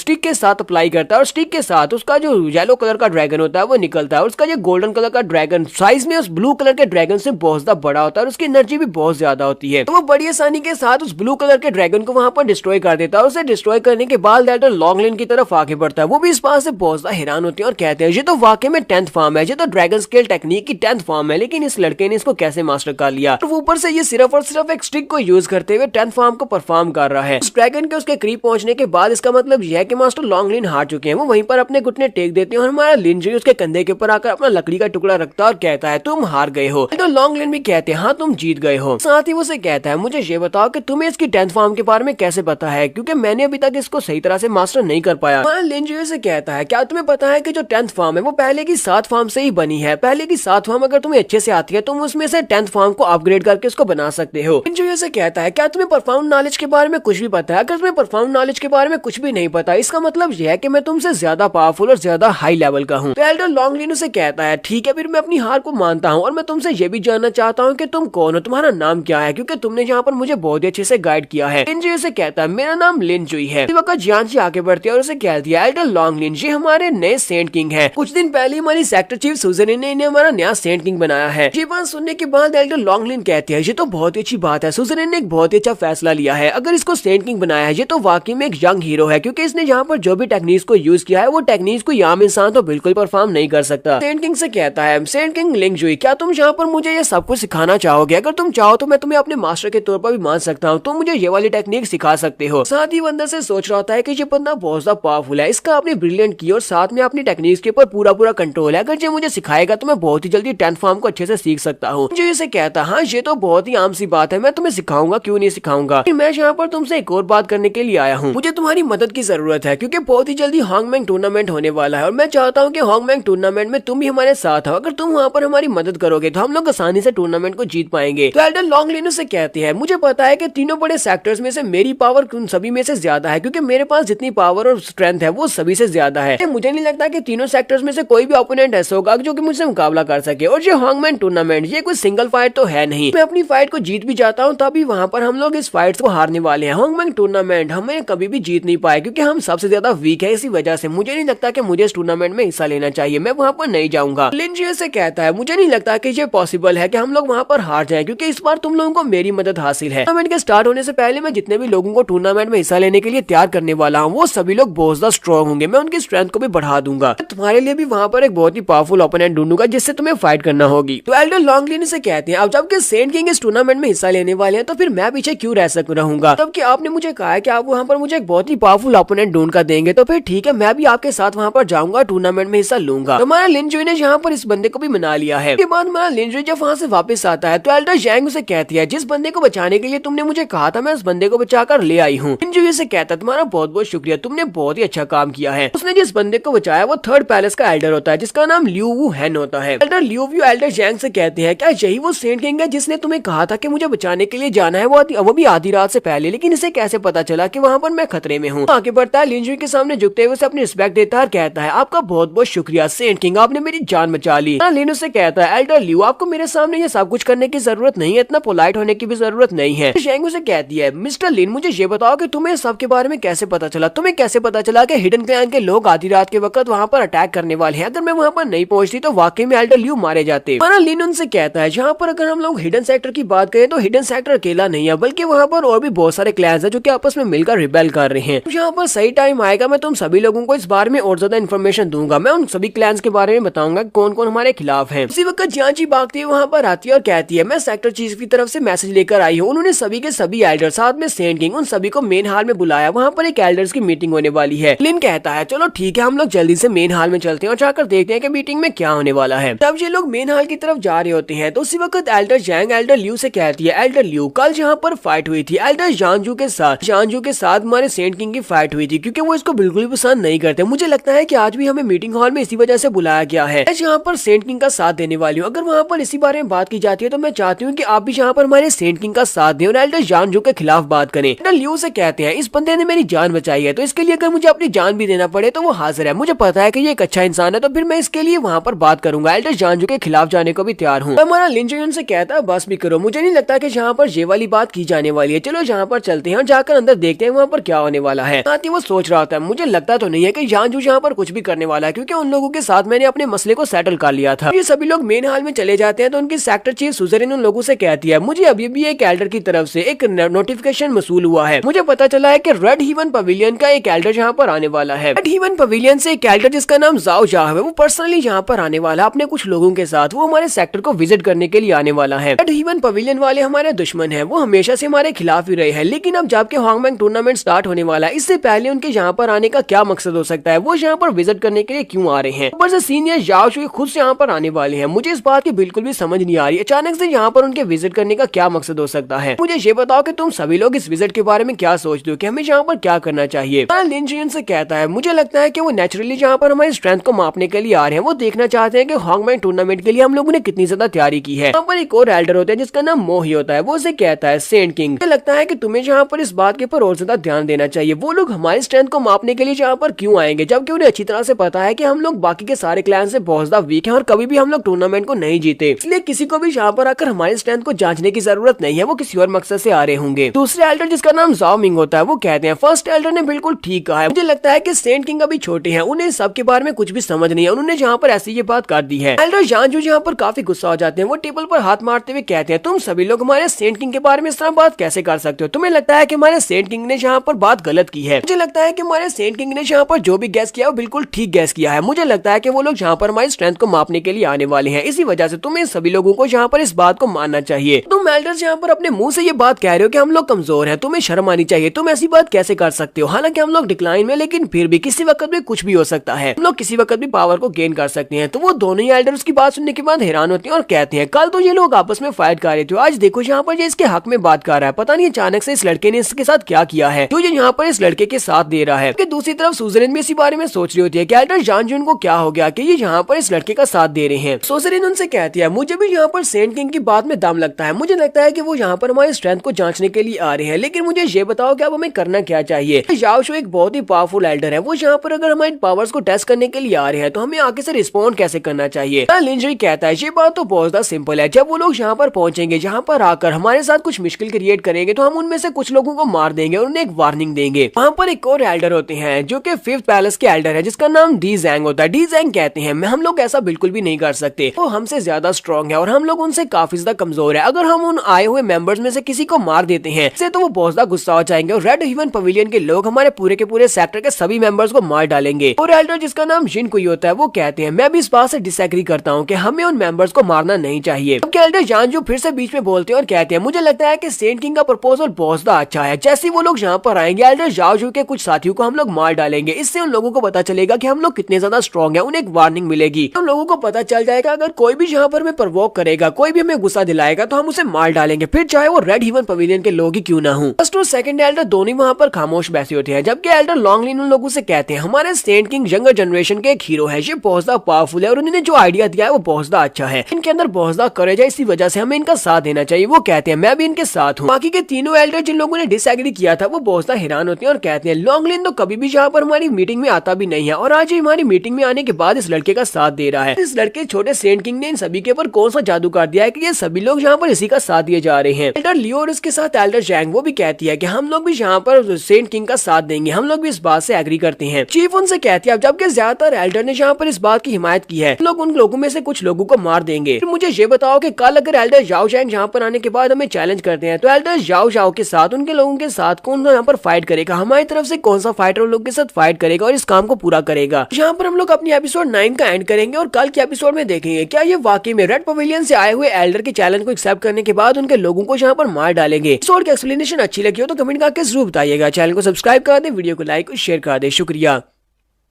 तो गाइस कैसे हैं आप सब लोग। 100,000 रीइंकार्नेशंस के एपिसोड 10 के साथ हाजिर हो। तो लास्ट एपिसोड के एंड पे हमने देखा था कि फैमिली हॉल में मीटिंग जारी होती है। चीफ अपने लोगों से कहती है कि रेड पवेलियन से एक मास्टर जाओ जा यहाँ पर आने वाला है, हमें उसके साथ क्या करना चाहिए। तो लिन जुइन को मशवरा देता है कि जब वो लोग यहाँ पर आएंगे जाने के बाद हमें चैलेंज करेंगे तो मैं चाहता हूँ कि हम उनके साथ फाइट के दौरान उनके एक दो बंदे को मार डालें ताकि उन्हें एक मैसेज मिल सके, ये उनका ये वार्निंग होगी। सभी लोग हैरान हो जाते हैं और कहते हैं लेकिन हम लोग ऐसा कैसे कर सकते हैं। एक बार चीफ उनसे कहती है तो मुझे ये बताओ कि तुम्हारे पास क्या प्लान है, अगर हम लोग यहाँ पर उनमें से किसी को मारना चाहते हैं हम लोग ये करेंगे कैसे, हमारी तरफ से फाइट कौन करेगा क्योंकि हमारे पास इतने पावरफुल फाइटर है ही नहीं। तुम्हारा लिन जी उठ कर खड़ा हो जाता है और चीफ से कहता है चीफ अब जबकि ये वाला मशवरा मैंने यहाँ पर दिया है कि हम लोग उनके फाइटर्स को मार डालेंगे ताकि उन्हें एक वार्निंग मिल सके, वो बिल्कुल परेशान होने की जरूरत नहीं है। अभी तो मैं काफी ज्यादा थका हुआ इसलिए मैं रेस्ट करने के लिए जाने वाला हूँ, आपको बिल्कुल परेशान होने की जरूरत नहीं। कल जब यहाँ पर टाइम आएगा और वो लोग यहाँ पर पहुंचेंगे उसके बाद हम लोग देखेंगे उनके साथ क्या करना है। सभी लोग अब यहाँ से चले जा सकते हैं। सेक्टर चीफ उसे कहती है अच्छा ठीक है फिर तुम सभी लोग जा सकते हो, ये मसला यहीं पर खत्म करते हैं और कल देखेंगे। लिन जुई जब बाहर आ रहा होता है तो बाहर आते हुए उसके साथ मास्टर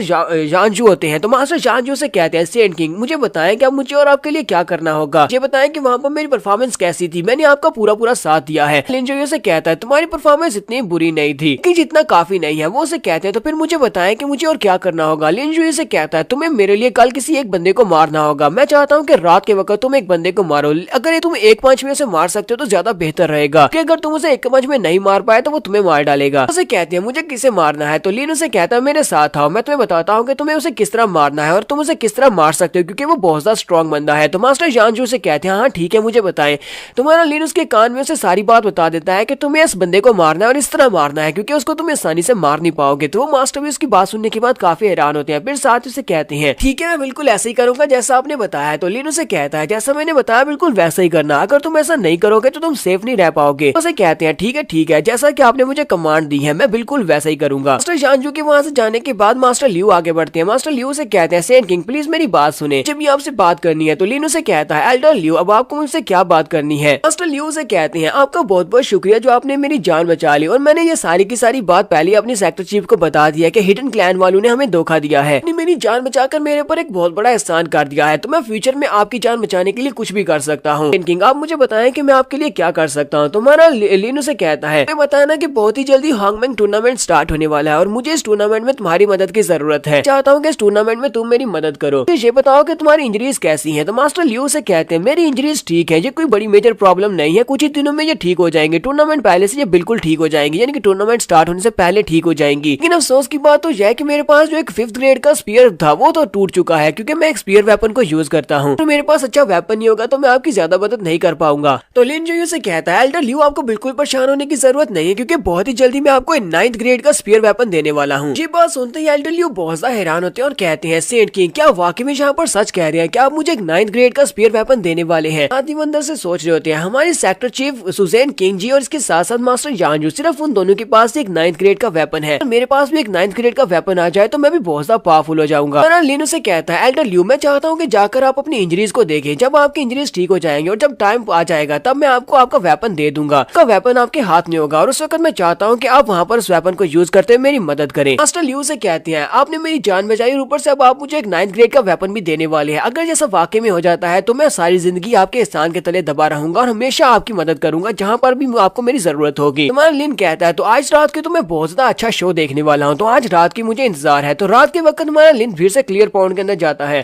सुजरिन पहले से मौजूद होती है, वो अपने कपड़े उतार कर उसके सामने खड़ी होती है। तो हमारा जुनजी वहाँ पर आता है और अपनी पावर्स को इम्ब्यूट करने के बाद उसको जब अपने प्रोसीजर को कम्प्लीट कर लेता है, प्रोसीजर को कम्प्लीट करने के बाद हमारा लिन चीफ से कहता है मुझे लगता है कि तुम इस बारे में जानना चाहते हो कि आज मास्टर जानजू मेरे साथ इतनी अच्छे से बिहेव क्यों कर रहे थे। तुम ये जानना चाहते हो कि पहले तो वो मेरे दुश्मन थे, मुझे मारना चाहते थे, लेकिन आज वो मुझे फुली सपोर्ट क्यों कर रहे थे। सेक्टर चीफ उसे कहती है मुझे इस बारे में सोचकर शक करने की क्या जरूरत है, अब जबकि ये सेक्टर तुम्हारा है और जहाँ के सभी लोग भी तुम्हारे हैं, तुम इसके सेंट किंग हो, तो सभी लोगों को तुम्हारा साथ तो देना पड़ेगा और एल्डर जानजू को भी तुम्हारा साथ देना पड़ेगा। लिन उसे कहता है क्या तुम्हें वाकई में लगता है कि यहाँ पर जितने भी लोग हैं वो सारे के सारे मेरे लोग हैं। सेक्टर चीफ उसकी बात सुनने के बाद उसे कहती है क्या क्या वाकई में ऐसा नहीं है, और साथ ही वो शर्मा भी रही होती है। तुम्हारा लिन उसे कहता है मुझे पता है कि अभी भी तुम्हारे जहन में भी मेरे बारे में बहुत सारे सवाल होंगे, तुम मेरे बारे में बहुत ज्यादा शक लेकर बैठी होगी, लेकिन मैं मेरा यकीन करो कि मैं यहाँ पर सिर्फ और सिर्फ तुम्हारी मदद करना चाहता हूँ। तो मिस सोजरेन भी यहाँ पर यही सोच रही होती है कि इस लड़के को देख पाना, इसको जान पाना पॉसिबल नहीं है। मैं नहीं जान सकती कि इसके दिमाग में इस वक्त क्या चल रहा है, लेकिन मुझे लगता है कि फिलहाल के लिए हम इसी के पर रिलाई कर सकते हैं अपने सेक्टर को दोबारा राइज करवाने के लिए। हमारा लिन वहीं पर बैठ जाता है और उसे कहता है चलो जल्दी से मेरे पास आ जाओ, मैं तुम्हें एक बहुत ही अच्छा सीक्रेट बताने वाला हूँ। वो उसके पास आती है तो हमारा लिन उसके कान के पास आकर कहता है क्या तुम्हें पता है कि मास्टर जानजू को डीमन सी लैंड से भेजा गया है, वो यहाँ पर एक सीक्रेट स्पाई की तरह काम कर रहे हैं और पिछले 30 साल से यहीं पर हैं। तो वही नहीं बल्कि यहाँ पर एक और डीमन सी लैंड से आया हुआ एक एनवी भी है। चलो अब मैं तुम्हें यहाँ पर एक बहुत ही अच्छा शो दिखाता हूँ, यहीं पास ही वो लोग आपस में फाइट करने वाले हैं, क्या तुम मेरे साथ चलना चाहोगी। सेक्टर चीफ उसे कहती है अच्छा ठीक है फिर रुको मुझे कपड़े पहन लेने दो, मैं भी तुम्हारे साथ चलती हूँ। तो ये दोनों कपड़े पहनने के बाद आगे की तरफ चल पड़ती है। लिन उसे कहता है बस थोड़ी दूर हमें आगे बढ़ना होगा और यहाँ पर वो लोग आपस में फाइट कर रहे होंगे। इसी वक्त उन्हें सामने से आवाज आती है। लिन कहता है लो हम लोग पहुंच गए। वो वहीं पर एक पत्थर के पीछे छुप जाते हैं, जो सामने की तरफ दिखाते हैं जानजू एक एल्डर को पीट रही होती है। वो 4th पैलेस का एल्डर होता है जिसका नाम लिन कुई होता है। उसके मुंह पर एक जबरदस्त पंच मारते हैं जिससे लिन कुई वहीं पर नीचे गिर जाता है। उसके मुंह से ब्लड भी निकल रहा होता है। मास्टर जानजू का पंच काफी ज्यादा पावरफुल होता है, लेकिन एक पंच के साथ वो उसको मार नहीं पाते। वो चिल्लाकर उसे कहता है बेवकूफ कहेंगे, कहीं तुम पागल तो नहीं होगे, बेवकूफ तुम मेरे पर अटैक क्यों कर रहे हो। मास्टर जानजू से कहते हैं तुम्हें यहाँ पर अपने ऊपर सारा ब्लेम डालना चाहिए क्योंकि तुमने यहाँ पर किसी ऐसे को ऑफेंड किया है जिसे ऑफेंड नहीं किया जा सकता। तुम यहाँ पर मरने वाले हो क्योंकि तुमने उसे बहुत ज्यादा गुस्सा दिला दिया है। तो मास्टर लिन कुई उसे कहते हैं जानजू बेवकूफ कहेंगे, क्या तुम्हें जरा भी आइडिया है कि मैं कौन हूँ। जानजू से कहते हैं मुझे पता है कि तुम आगे से मुझे क्या कहने वाले हो, क्योंकि तुम यही कहोगे कि तुम डीमन सी के भेजे हुए एक एनवॉय हो, तुम वो मैसेंजर हो जैसे डीमन सी वालों ने यहाँ पर भेजा है। लेकिन मुझे तुम्हारी रियल आइडेंटिटी के बारे में पहले से पता है क्योंकि रियल एनवी तो यहाँ पर पहले से आ चुका है, रियल मैसेंजर यहाँ पर पहले से आ चुका है और आज की रात तुम्हारी मौत की रात होने वाली है क्योंकि तुम रियल एनवी नहीं हो बल्कि रियल एनवी तो पहले से यहाँ पर आ चुके हैं और उन्होंने मुझे कहा था कि आज मुझे तुम्हें मारना है। साथ ही वो अपने बैनर को बाहर निकाल दे जो कि एक 9th लेवल का वेपन होता है। मास्टर लिन कुई अभी भी चिल्लाकर उसे कह रहे थे बेवकूफ कहेंगे, तुम्हें किसी ने बेवकूफ बनाया है, असली का एनवॉय मैं हूँ, मैं असली मैसेंजर हूँ जहाँ पर जो तुम्हें मैसेज देने के लिए आया था। लेकिन मास्टर जानजू तो उसकी कोई भी बात सुनने को तैयार नहीं है। वो अपने क्योटिक बैनर को एक्टिवेट करते हैं और कहते हैं आज यहाँ पर इसी क्योटिक बैनर के अंदर तुम्हारे सोल को सक करूंगा और तुम्हें यहीं पर मार डालूंगा। वो अपनी पावर्स को रिलीज कर रहे होते हैं। इसी तरफ से मास्टर जिन कोई भी अपनी पावर्स को रिलीज करते हैं। तो मास्टर जानजू कहते हैं मेरे लिए जो बहुत ज्यादा मुश्किल है असली के एनवॉय के ऑथेंटिसिटी को जान पाना कि असली का एनवॉय कौन है, जैसे डीमन सी लैंड वालों ने यहाँ पर भेजा है। लेकिन असली के एनवॉय के पास वो मेडिसिन थी, जाओ पिल थी, जो कि मेरे लिए बहुत ज्यादा जरूरी है। मेरी बॉडी के अंदर जो पॉइजन है वो उसी पिल की मदद से काम किया जा सकता है। वो वाली डिटॉक्सिफिकेशन पिल मुझे सेंट किंग पहले से दे चुके हैं। मतलब यह है कि वो फेक नहीं है बल्कि तुम फेक हो। अपने डीमन बैनर से उसके ऊपर अटैक करने के बाद उसे वहीं पर गिरा देते हैं। वो नीचे गिर जाता है तो मास्टर जानजू को लगता है कि वो मर गया है। सेक्टर चीफ भी ये देखने के बाद काफी हैरान होती है और कुछ पूछने लगती है। हमारा लिन उसे कहता है बस खामोश रहो, अभी कुछ भी मत पूछो, बस चुपचाप देखती रहो। मास्टर लिन कोई फिर से उठकर खड़ा हो जाता है और उसे कहता है बूढ़े कुत्ते कहेंगे, तुम तो यहाँ पर अपने मास्टर को भी नहीं पहचान पा रहे, तुम ये भी नहीं जानते कि तुम्हारा असली का मास्टर कौन है। मतलब यह है कि तुम्हें यहाँ पर जिंदा रखने का कोई भी फायदा नहीं है। अब मैं यहाँ पर तुम्हें मारने वाला हूँ अपने डीमन सी लैंड की तरफ से। वो वहाँ पर अपनी डीमन पावर्स को रिलीज करता है। जैसे वो पावर्स को रिलीज करता है उसके कपड़े फट जाते हैं और साथ ही उसकी बॉडी शॉडी बढ़ जाती है। इसी के साथ ही वो अपनी कल्टीवेशन को बढ़ाना स्टार्ट करता है। उसकी कल्टीवेशन जो कि रिइनकार्नेशन राम है वो बढ़ना स्टार्ट हो जाती है।